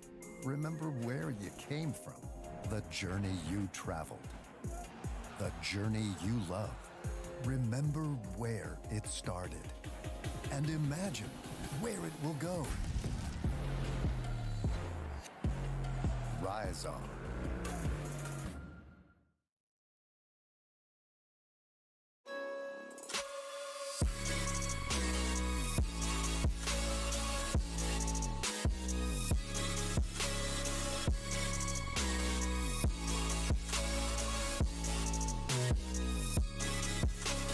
You love it, you wear it.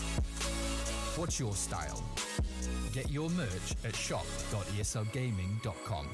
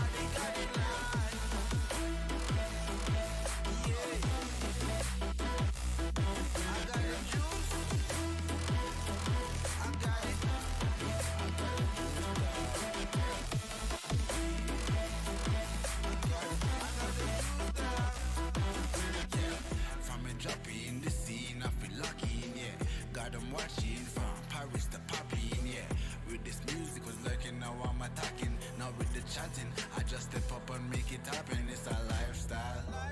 Living young and restless, yeah, we quite wild. If I want it, I'ma get it talking right now. And I ain't got no regrets, it's my time now. Lights out when you see us talking moves. You don't know that's the topic. And if you talking juice, well then you know I got it. Then you know I got it. Nobody got it like me.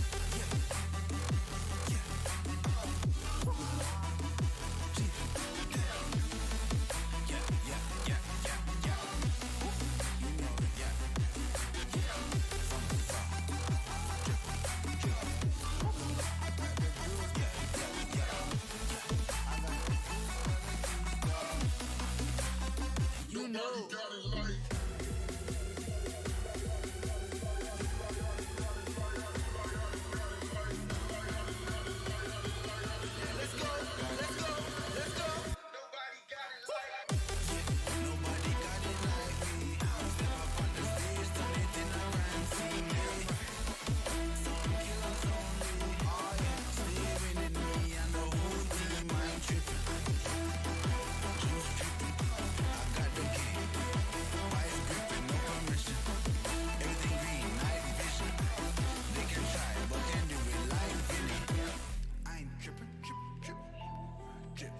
They can try, but can do it like Vinny. Yeah, no permission. I got it.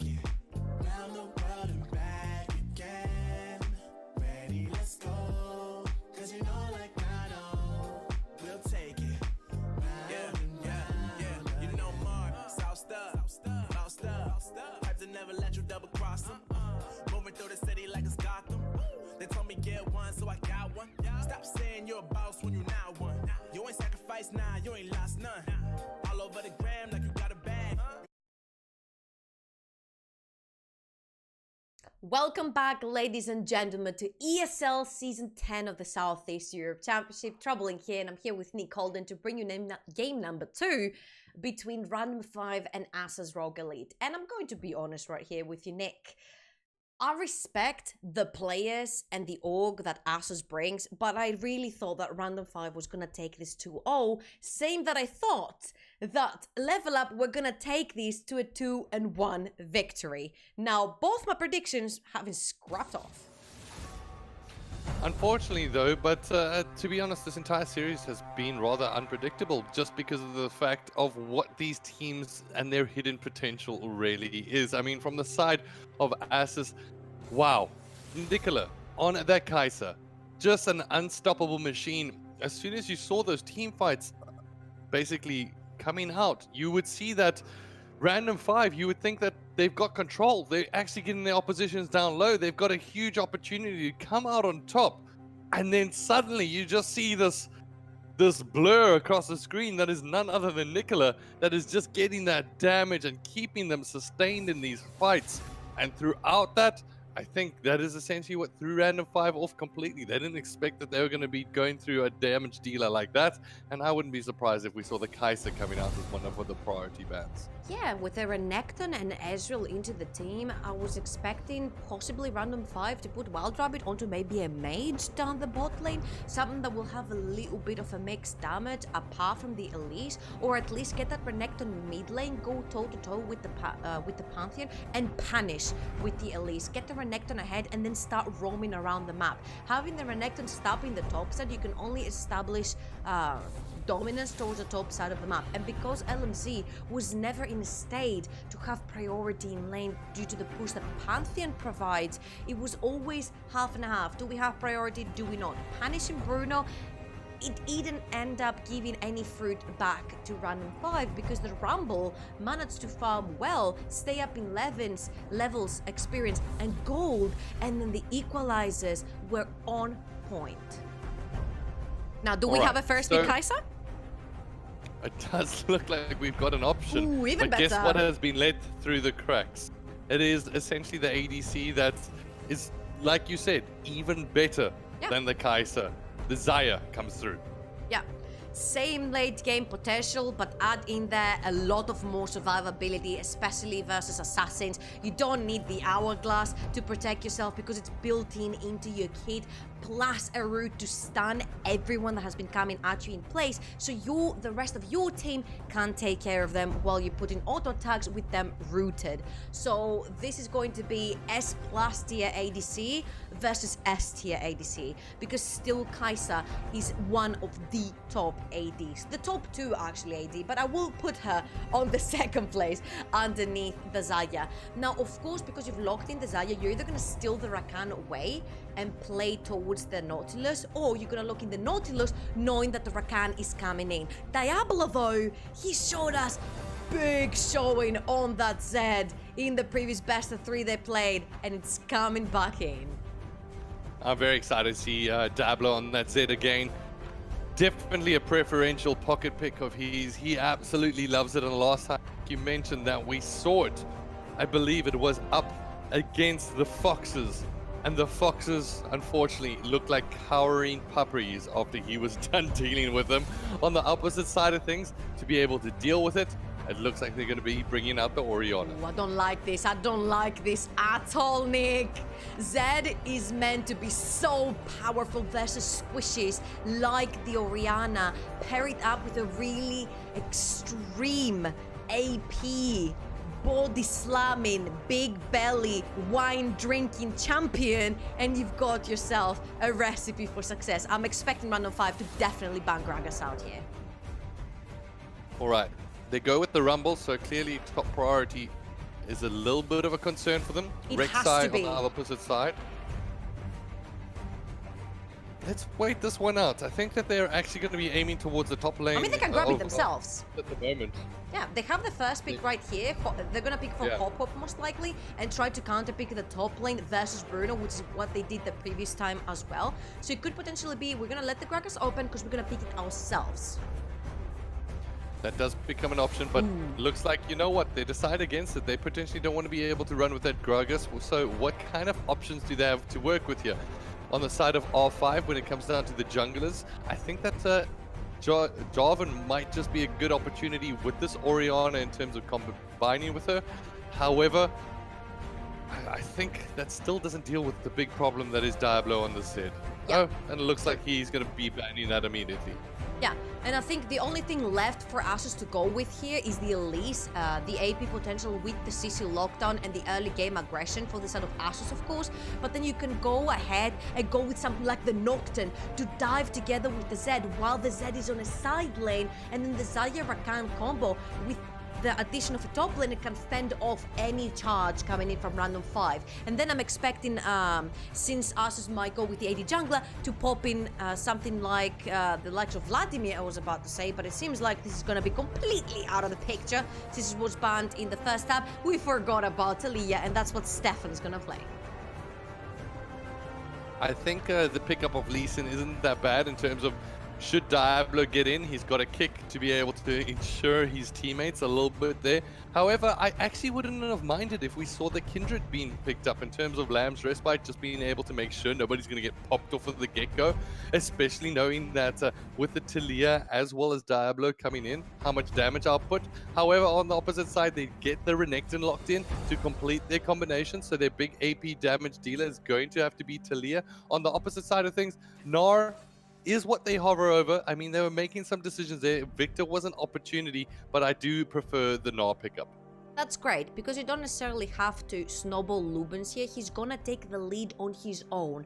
He counters Renekton as in ranged to melee matchup. He can stay away, poke the Renekton down, and try to stay alive while farming for later into the game, where he's gonna be tanking now, throwing everyone to the wall, Shockwave gonna land in from the Orianna, and then everything will just go through smoothly. Now, the problem here is that you've got two extremely roaming duo in the middle of ASUS, Diablo and Stefan. Stefan that is very known onto the Talia, Diablo definitely known onto the Zed, pulling a lot of bans on him, and this is open and available. And again, this is with what is going to happen here. You're going to have the 1-3-1 coming in from ASUS, splitting the team fight that Random 5 has, and if someone needs the aid, Talia will be there in no time with the Wave as well. And you see at the last second, they actually changed Nicola over to TP to make sure that he gets every single bit of CS that he needs. They're clearly wanting to go with that split push, and that's why the TP is becoming a big option for the teams across the board. And for right now, I think both of these teams do have assets that they're able to utilize in these team fights. With LMZ and Hop Up, I think that that jump in and bring down that ball from Orianna is going to be able to do some huge damage. However, on the opposite side of things, I think Stefan, in terms of his transitions across the map and the macro playstyle with what you mentioned, that 1-3-1 is going to be a big point of concern here for Random 5. Yeah, and at the end of the day, who's going to reply to a Zed on a side lane? You're gonna have to send the Gnar, and then the Renekton's gonna have to play against the Orianna, who he can all in. So at the end of the day, you're gonna be in two really hard matchups, and then you have Stefan as well, that you know is lurking on the side lanes. It's kind of something like the likes of Nocturne. The Talia can also dive in with the Whiv as well from literally halfway across the map. And Nicola and Tasteless, they are conceding laning phase. They know they're already losing against the Kai'Sa Nautilus due to the nature of the champions, so they're conceding it for a lot more CS. That's why Nicola is going towards a teleport, because she knows what a menace Zarya can be into the late game. So all Stefan has to focus towards is that top mid river, and then they're gonna leave that bot lane down to their own devices. Alright, so we take to Summoner's Rift, and we take to get an understanding of what both of these teams have in their assets. As Georgia pointed out there, the big play styles of what ASUS is going to be able to rely on here is that one-shot potential, especially from Diablo in the mid lane. However, considering what this team from Random 5 can do, that Gnar can jump into the fight, he can add so much damage, whereas on the other side of things, he does offer that potential should that Kai'Sa also come into the late. Yeah, and seeing how it's really clever that you've already picked the Kai'Sa and the Orianna, because these are the two carries that Diablo will be looking to dive on. Does a fight come to play? Now, both of these carries build Hourglass into their kit. Orianna still is playing already with the stopwatch into her 3 runes, so she will be able to fend off Diablo early into the game. Now, the thing here is, can Stefan help Diablo as he's jamming in the mid lane? Can Stefan help Diablo pressure in the wave so they can roam together through the jungle where they have keep potential onto Hop Hop? It does look like Bruno's picking himself a potential fight that he doesn't want to take here, as Hop Hop is ready to assist. Currently level 2. Bruno yet again is going to put himself in an unfavorable situation, because you're either going to have to burn your flash right here if the Q connects from should Hop he go Hop. for the CS, there's not going to be a great position for him to be in. However, on the bottom side of things, it does things look like it's going to revert to normal, as Stefan's just going to be able to pick up golems, whereas Talia might actually lose out on her blue buff there. And that's a little bit dangerous from random 5 to push, because you know your jungler is all the way towards the top side. And it does look like Tasteless is going to jump in onto this fight, and just like that, I think that they should have enough damage to negate it. Stefan didn't seem interested to join themselves there. I thought they were engaging because Stefan was just around the corner. They do get the knock-up, but Stefan is more interested into splitting the map and trying to get the buff that was denied from him on the top side quadrant of the jungle, because as you can see, that's very clever here by Hop Hop. He's splitting the map vertically, taking the top side because he knows that's the strong side for the Talia, and trying to deny the jungler being there. Alright, Bruno now just going to negate that potential gank thanks to Hop Hop missing a Q there. That means that the top side of the jungle will get completely killed out. That means that Stefan on his side of things will actually have an XP lead, knowing that Hop Hop was trying to go for that gank. Yeah, and he spent a lot of time trying to get Lupus ahead. And if you remember last game, Hop Hop spent a lot of time again trying to get Lupus it does look ahead. like we're going to fight here. A double root will get landed. Once again, this bottom lane showing some aggressive formality from both sides. But Stefan is low. The Q's going to be able to connect. Will he be able to get this... Surely not. LMZ who waits him on the side, and it is Stefan that's trying to float his way out of the situation. That doesn't look like it's going to come through. His first blood gets given over to LMZ. He did get the Scuttle Crab worth, not really. Because the more kills you give to that Orianna that will be able to farm better than the Zed, the faster she will she will get the Seeker's Arm Guard, and the faster she will stack it as well. Which means that the threat coming from Diablo will be diminished significantly into the early game. And that's something you don't want. Hop Hop. Hop Hop trying to get in on this fight at the moment. Tasteless is going to be able to jump all the way to Nicola and dodges out of that situation and comes out alive. Great fleet footwork being shown there from the side of ASUS in the bottom lane. And in the mid lane, Diablo's not having an easy time up against LMZ, who's renewed and buffed up with that blue buff thanks to the kill up on Stefan. Yeah, and that was another thing that's going to really drown the laning phase of Diablo. You are a melee versus a ranged mage in the mid lane, and this is going to hurt your early game potential. Now, the fact that Stefan lost a lot of his jungle as well is not going to benefit him XP-wise, because Hop Hop has been all over the map. Sorry, Hop Hop has been all over the map, and it's not going to benefit him experience-wise, because Stefan has been farming, sitting at more than double the CS right now from Hop Hop. So he can try and utilize the fact that he's a level ahead. I think he was spotted there. Yeah, I think he was spotted, as the big assistance flag will get called out here for Lubins on the top side of things. And to be honest, Hop Hop is not too far away to be able to do exactly that. So Lubin's going to try charge up his Mega Gnar almost immediately, is going to be able to hop over that one. And talking about hopping, the junior Hop Hop himself is there and ready, but Lubin's not needing to call into that fight, as it does look like rotations are going to come in here from Diablo. He's level 6. Currently level 6, which might spring some caution here for Hop Hop, who's level 4, all alone as he tries to jump over. does exactly that, and he's going to hide behind the big Gnar. As they decide to make the dive here, it is Hop Up that is going to be on the back foot. The follow-through from Diablo, so much damage, but Bruno picks up a kill as well. That is 2 going in favor of ASUS. And they are unfazed, and LMZ has not yet back to try and pick up some items. Oh, actually, he has back to get some items because he lost Chapter. He's not going to be able to output any damage with that. And this is how you start getting your solo laners ahead. Give the skill to Bruno, give the skill to Diablo. Try and make the laning phase as smooth as possible because both are going to suffer in the early. Taking a step too far forward as Nicholas dealing that damage once again. Wild Rabbit has been drawn low. Will he be able to follow through with the kill? No, he's not going to, but they both are looking in a very dangerous situation as an opportunity for a jungle roam is prevalent. But Talia, that Stefan, is all the way on the top side. Yeah, and I really think that then Nicola and Tasteless should have gone for that fight because they were ahead in the summoner spells. There's nothing on Wild Rabbit right now. So had you flashed onto him, I do believe you could have potentially grabbed the kill right there. But that Ignite sitting in the pocket of Turanaga is very crucial into the early game because none of these bot lanes have actually backed to try and get some damage items in, which means that sure, you could have taken that fight, but you could also missed.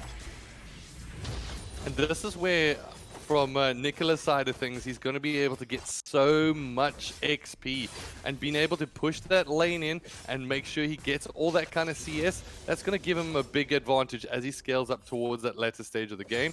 There is a Mountain Drake on the field, and this is now a good opportunity since they've just backed for the team from ASUS to be able to make a play towards Mountain.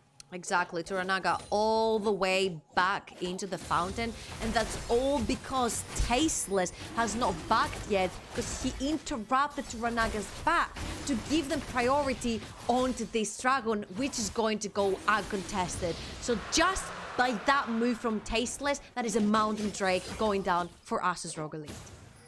And just showing the small plays can really make a big difference here, and I think it's a great educational use also for players that just noticing what kind of small decisions can change the game in a big way.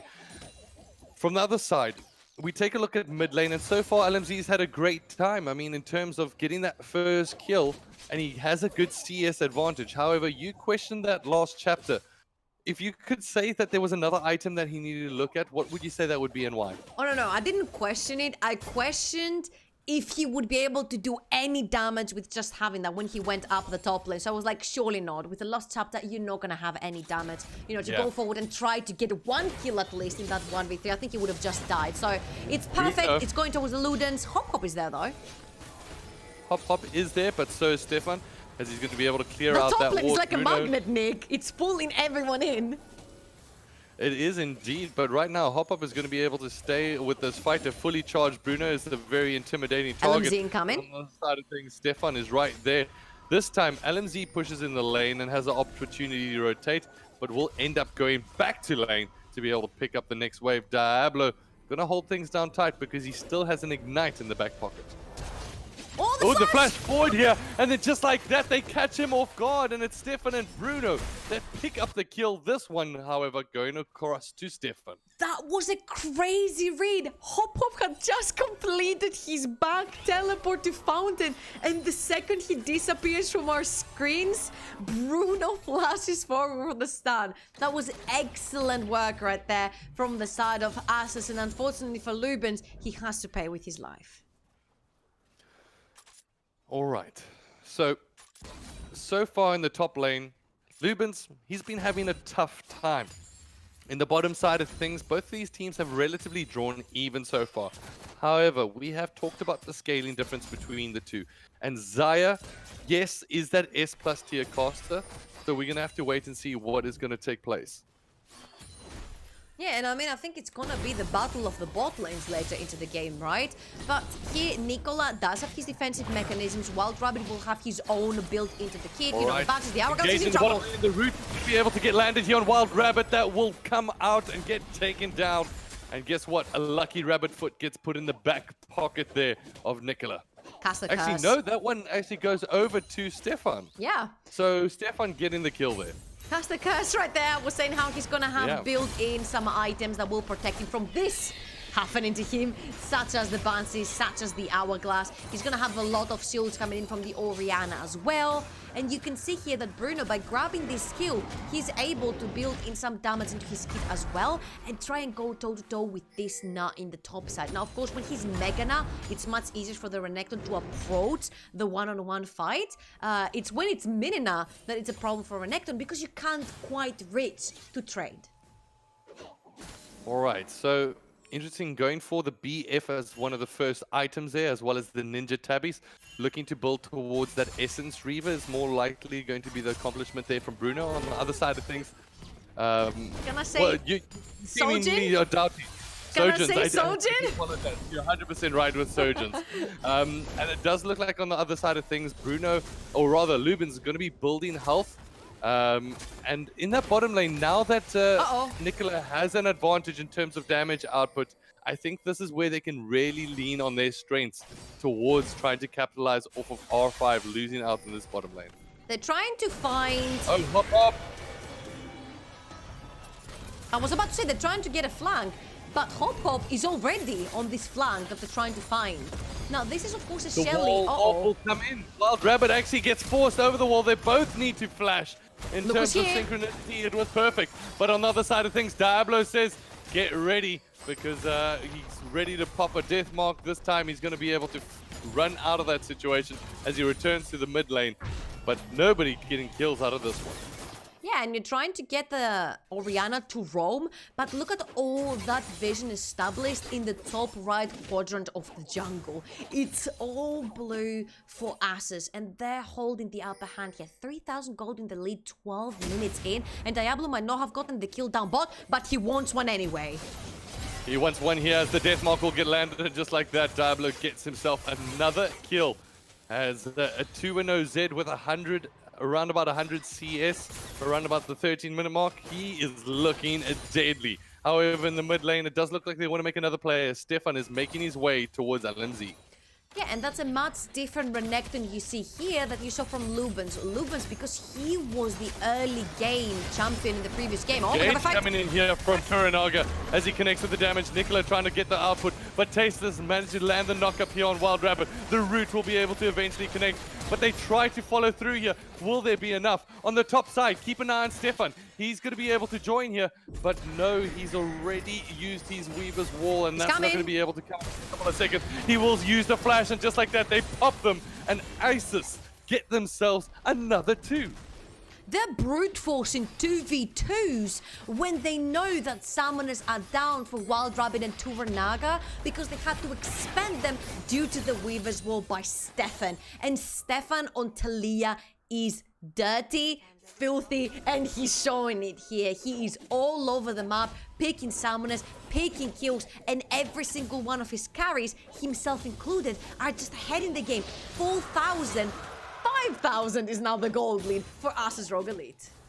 And for a second there, he was 3 levels ahead of Hop Hop. Stefan is performing so fantastically well in this Talia, and to be honest, Random 5, it doesn't look like they know how to deal with it as they approach the latter stages of the game, or rather, the mid stages of the game. They've got to figure out how they can group here as a team, and this is once again Tasteless being left alone. But he should be able to jump up onto Diablo as he gets some support to be able to get out of that prickly situation. Yeah, and I was just about to mention how differently Bruno is playing the Renekton versus Lubens. Lubens was the only early game champion in the team for Random 5 in the previous game, and he was trying to snowball himself. Now you don't need to do that because already Stefan and Diablo are doing this for you into the early game. So all you need to focus on is to keep up in CS, which right now he's actually 33 CS ahead from another that should have been pulling forward, but because he's been ganked over and over, which we said about the double roaming jungle and mid from ASUS, it's just so hard to put a cage around them and keep them into one lane.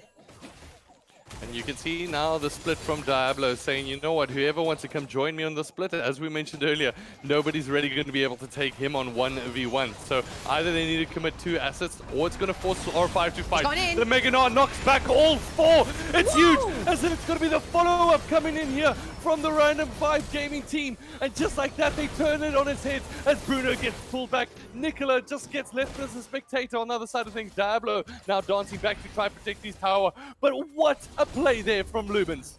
Lubens and LMZ saving Random 5 right now. Most likely will be able to get that mid lane tower. Thankfully, though, Diablo is back from his side lane expedition. And because they saw that window, they know Diablo is choosing to go for that ignite for the kill pressure and not the teleport for the roaming and switching and swapping lanes around potential. He gets punished, his team gets punished, and that's a 3-0-1 Orianna out of nowhere.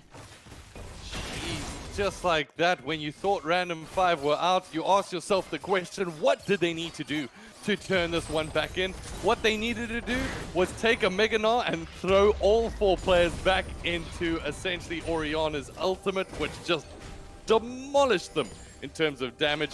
Great play here from Random 5. This is gonna be a very Oh, Tasteless getting himself on the back foot, as it is going to be the Nautilus Toranaga getting to use a stopwatch to try stay alive, but maybe didn't even need to use it there. Yeah, and ASUS is a team that has to play the side lanes. Take Diablo up top. Take Bruno where he is, down bot lane, closer to where the next objective is spawning, which is that Mountain Dragon. Put down some side lane pressure and then have Stefan join you, either by roaming through the jungle or through the weave as well. Alright, so Lubens once again goes Mega Gnar. They're going to respect it this time around. Next up on the Drake list, however, we've got a Drake in around about 1 minute 30 seconds. Another Mountain. Will this Random 5 gaming team be willing to take the fight up against ASUS in a 1v1? Remember, it was a great fight for them. However, they're going to need another one of those to really come out on top. So far, they are split at around about 5k gold difference, which is no small margin considering we only right now are still before that 20-minute mark. Now, if you remember what caused the previous fight to turn to Random 5's favor was that full-man shockwave coming from LZ following the Mega Gnar ultimate. If Diablo is keeping LMZ on a side lane, that possibility is instantly negated, which means ASUS can take fights, they can poke with the Talia, they can brute force the Renekton in. So what Diablo's job is here, he got already fed with 2 kills. Keep LMZ on the side lane, and if he chooses to roam down, try and take towers. ASUS here have to play the macro game, but Random 5 need to find the team fights. Alright, so the team fight, will they be able to find it as there's 25 seconds before the next Mountain Drake comes into play? That's actually going to be quite big. LMZ is going top. For this ASUS gaming team. It does look like Diablo keeping the split going on the top side, and that's exactly what he's going to want to do. Keep that gold advantage, keep it growing for his team. Whereas on the bottom side of things, it is going to be Bruno that is pretty close to the Drake to be able to make a play. And look who's first on the rotation. You're pushing in under the tower. Somebody has to answer to that. LMZ is going to be the one who's only itemized against Diablo, so he has to be the one dissuading the wave that comes underneath the tower, giving the priority to ASUS, because the Zed has already roamed down bot lane, grabbing the Mounted Drake, yet another one, and the Baron killing potential is growing ever stronger. Alright, so when you're Random 5, what can you do? That is the question. And at the moment, from ASUS' side, maybe it was a little bit of an overzealous move, pushing down that mid tower without the support of their mid laner Diablo. How even if I think Diablo was there in time, I don't think he would have been able to commit to the fight, just seemingly as it was a 4-man knock back into that shockwave, as you mentioned a little bit earlier. Right now, from Random 5 gaming team, what do you think they need to do to try get themselves back in this game? Probably make a pick onto Diablo, preferably. Yeah, hopefully, and just like that, they do get the kickback, the knockback, the Q will be able to follow his way in, and Diablo gets out alive. The man is an absolute ninja, as Toranaga now needs to fight for his life. The hook up against the wall is not going to be being able to do too much. Bruno now will be able to land the stun, but it's not going to be enough. On the other side of things, the shockwave from LMZ still has an opportunity, but not going to survive long enough as Stefan pops him and gets him out of the shop. Diablo, you absolute machine. How did you get out of that one? beast of a Z player not only gets out alive, but he drew all the ultimate resources from anyone who was there. Turanaga ulted, Hop ulted, Lubens was in a mini-now form and he couldn't ulti, and yet Diablo gets out alive, drawing 2 ultimates and an ignite on him. What an absolute beast of a Z player. Now again, numbers advantage goes to ASUS, which means most likely a Baron uncontested. Wow, what a play there from Diablo and Pitch Perfect. Hopefully we get to see a replay after this game is done. But for right now, being absolutely a vicious machine in this, the winners bracket final. If you're joining us right now, ladies and gentlemen, don't go anywhere. It has been a fantastic game. So far, ASUS Gaming are coming out on top against Random 5, the defending champions from Season 9, and now having to stand toe-to-toe. Georgia, from the side of Random 5, we've seen them being so decisive. You mentioned a little bit earlier about how quick they have been to make those macro game decisions, to go towards a Baron, to play those objectives. But right now, they're seemingly caught off guard against this ASUS Gaming team. Do you think that they've got any kind of ray of sunshine to look through to try get out of this one alive? It's gonna be a little bit hard because of the amount of late game scaling that the set of ASUS has as well, with the likes of Xayah and the Talia, especially when you've got such a really beefy Renekton in the front line, because you don't have any other tanks. But that is where you need to hit if you're Random 5. You saw that one good ult by Lubens could enable the shockwave from LMZ to come in, and they instantly deleted the entirety of ASUS. So it's 4 squishes and the Renekton. If you can sneak that shockwave in the back line, you can get your Kai'Sa together with the Na back there with the Lee Sin and try to delete someone really quickly, cash in on some shutdowns and try to get him back into the gold clock, I would say. Now, talking about the clock is ticking because Baron is going down. As we can see, it's still paused, but it is going down, and it's most likely going to go down for the side of ASUS unless Hop shows us some miracle still. He's still up in the top lane, a third of his life only. So I think they have to be patient. They have to play with the Baron push. And if the ability is there for Lubens to flash in again and throw underneath the tower any squishy member that he can find, I think Random 5 still have the chance. They have a completely scaling team. Every single one of them scales into late game. So if they try to delay the end of the game, they have a chance to come back. I think the big thing is here where you can never rule out, especially in the ESL Sec Championship, any team mounting a comeback. I mean, take a look at what we saw in not even the game previous to this one, not even ASUS taking on Random 5, an 8k gold difference a little bit earlier that got whittled down. So far, can miracles happen? Well, we saw Diablo slip through essentially the pinhead and get out of that one somehow alive. Right now, I don't think we can rule out anything. But with this ASUS Gaming team making a play towards the Baron buff at the moment, it should be quite decisive in terms of seeing exactly how this game rolls out. Because we've got 3 towers down from this ASUS Gaming team on the side of Random 5. Their macro gameplay hasn't been as good this game. They haven't been able to get the Drakes. They haven't been able to get the towers. And next thing, what are they going to be able to pick off? They've gotten one good team fight, but that's about it so far. Can they do that again? We're going to have to wait to see. Unfortunately, we do have a little bit of a technical pause right here.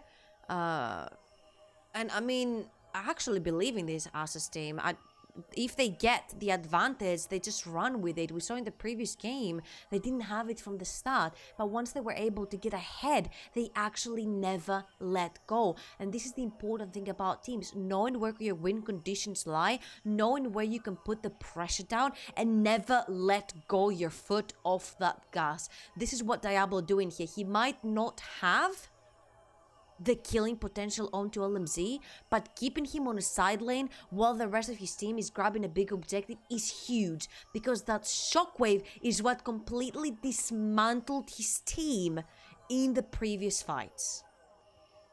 So that shockwave, how are they going to be able to utilize it? Will it be a Lee Sin Q that gets landed on the opposition, bringing through that early kill? Because we know that that's where some big damage can be relied upon here. we're going to have to wait and see. But when it comes down to the decisions that need to be made in this game, I think from Random 5 side of things, they can use this tactical break to make some decisions of how are we going to be able to take this? Are we going to be playing aggressive? Are we going to be trying to utilize our team composition to play them onto the towers, let them have the Baron if need be, and then just take this fight to our opposition? We're going to have to wait and see, because right now it is a very, very tight game, potentially on the line, but it's very much ball and advantage in favor of ASUS Gaming. And we're gonna have to throw it on a very quick break, and when our summoners have reconnected, we'll be right back for the action.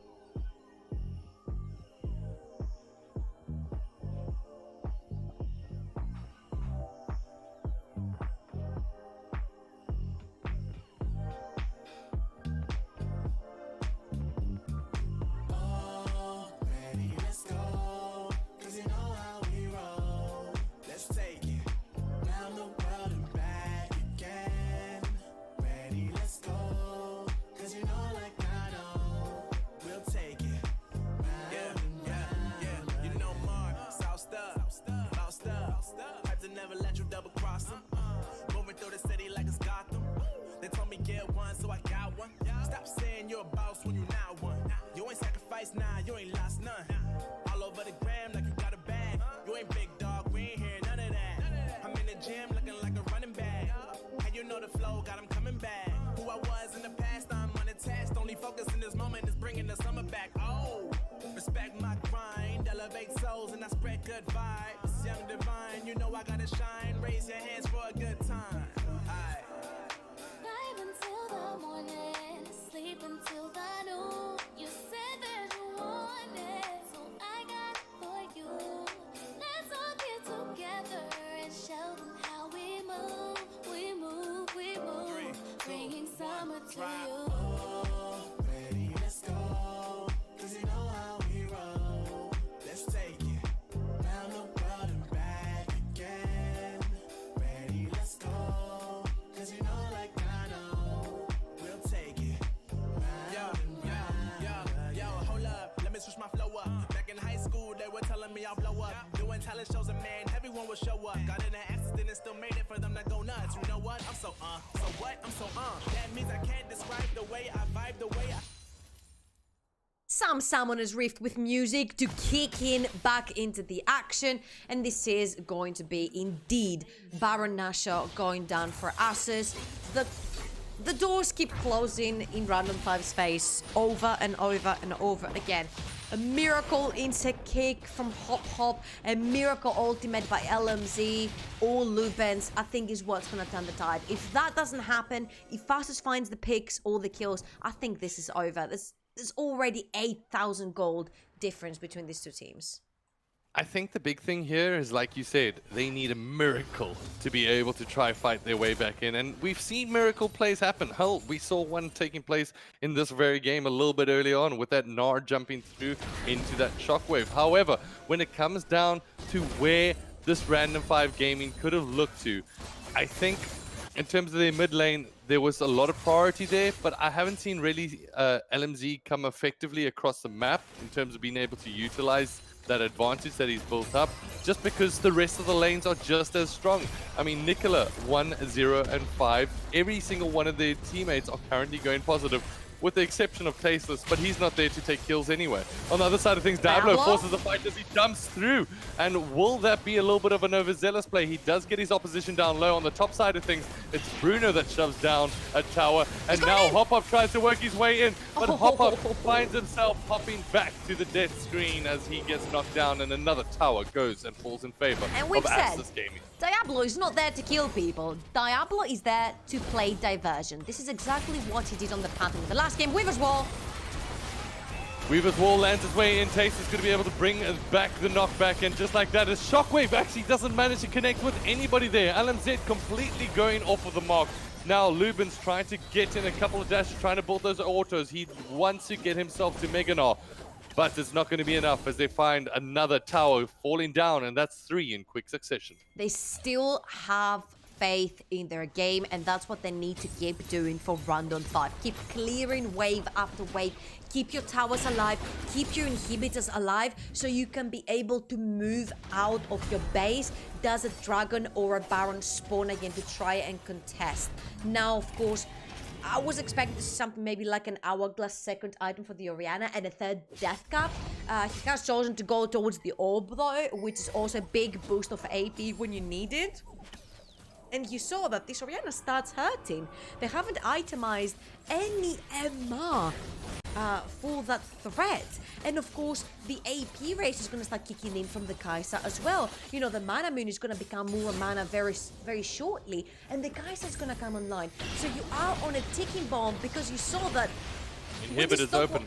Yeah, when the stopwatches are down, you're in danger. Alright, so this is where the Random 5 Gaming team has an opportunity, right? I mean, they've got LMZ on this Orianna that has a good amount of AP damage with output at the moment. However, she's not in the fight. She's not going to be able to lay it down just yet. However, on the bottom side of things, it is Diablo trying to go with that split push. He now looks to his 4 teammates. Will they be able to join in here? Will they be able to swallow them down? The ball does get thrown out, but it's not going to be enough. As LMZ just trying to get himself into position here to be able to utilize that damage output that we've been talking about. Meganar is up, but it's not going to really be able to find this mark just yet. Diablo will draw the Q here from his opposite number, but it's all just a bit of a pat on the back there as nothing really does connect in time. There we go. The hook is going to be able to land here on Tasteless. The follow through from the depth is going to be able to connect with Stefan. However, back with the shockwave will be dodged out here from Nicola. Diablo also comes out on top of that one. So not a bad fight there from ASUS, who's Bruno's pushing up into the top tower. It's not looking good if you're Random 5. Yeah, and they're just playing diversion for each other. Bot starts going back because there is a threat from Random 5, but now... Connection comes in. Hop-Up is going to be able to land the kickback, but it's Diablo that cleans up the kill. Tasteless gets drawn within essentially a mouth bite away from death. On the top side of things, Bruno backs off as once again ASUS come out on top. I thought that was a misclick by LMZ. I thought he was meant to press his orb, but then he presses his hourglass instead and he's unable to do damage. And he was on 90% HP. There was no threat, there was no Z ult involved. I think that was pretty much a misclick that might have cost them that fight. Makes you wonder though, like, I mean, in terms of using that hourglass, why would he use it in that position? I mean, even misclick is an example. I mean, if you're going for your E, I guess it's targeted as your number 3 item there. But that really shouldn't be a mistake that you're making at this level of play. Yeah, and like I said before, this might have cost them a lot of shutdowns because if you look at all the players from ASUS, they've all got stacked bounties on top of their head, which someone like an Orianna or a Kai'Sa would die to get their hands on right now and try to slowly crawl themselves back into the game. 13k is the godly that ASUS are holding in their hands, and ASUS is not known as a team that is throwing such leads away. Alright, so now with the Baron up in around about 30 seconds time, can Random 5 make a miracle happen? I think that's the question.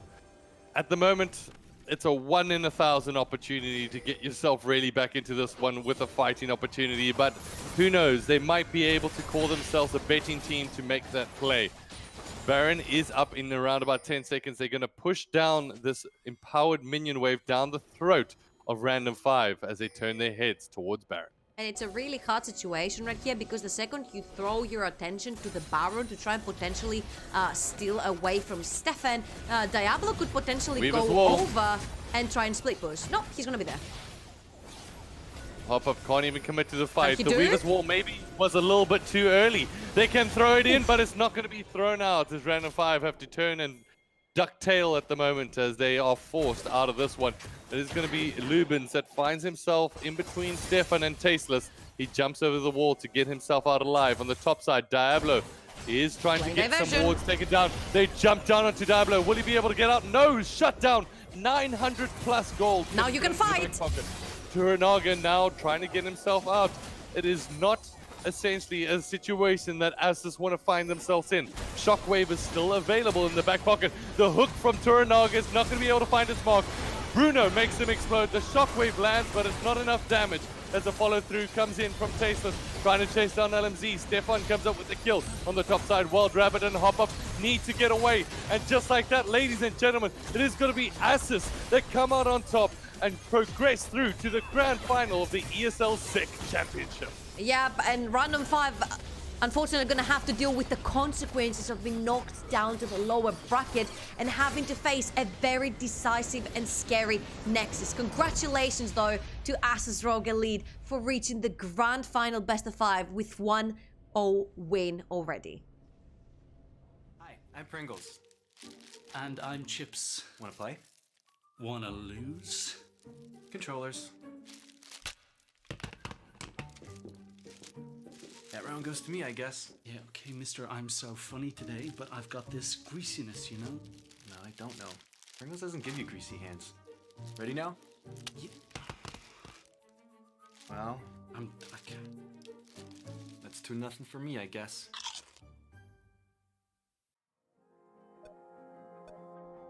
Remember where it started. Your first experiences. Remember where you came from. The journey you traveled. The journey you love. Remember where it started. And imagine where it will go. Rise on.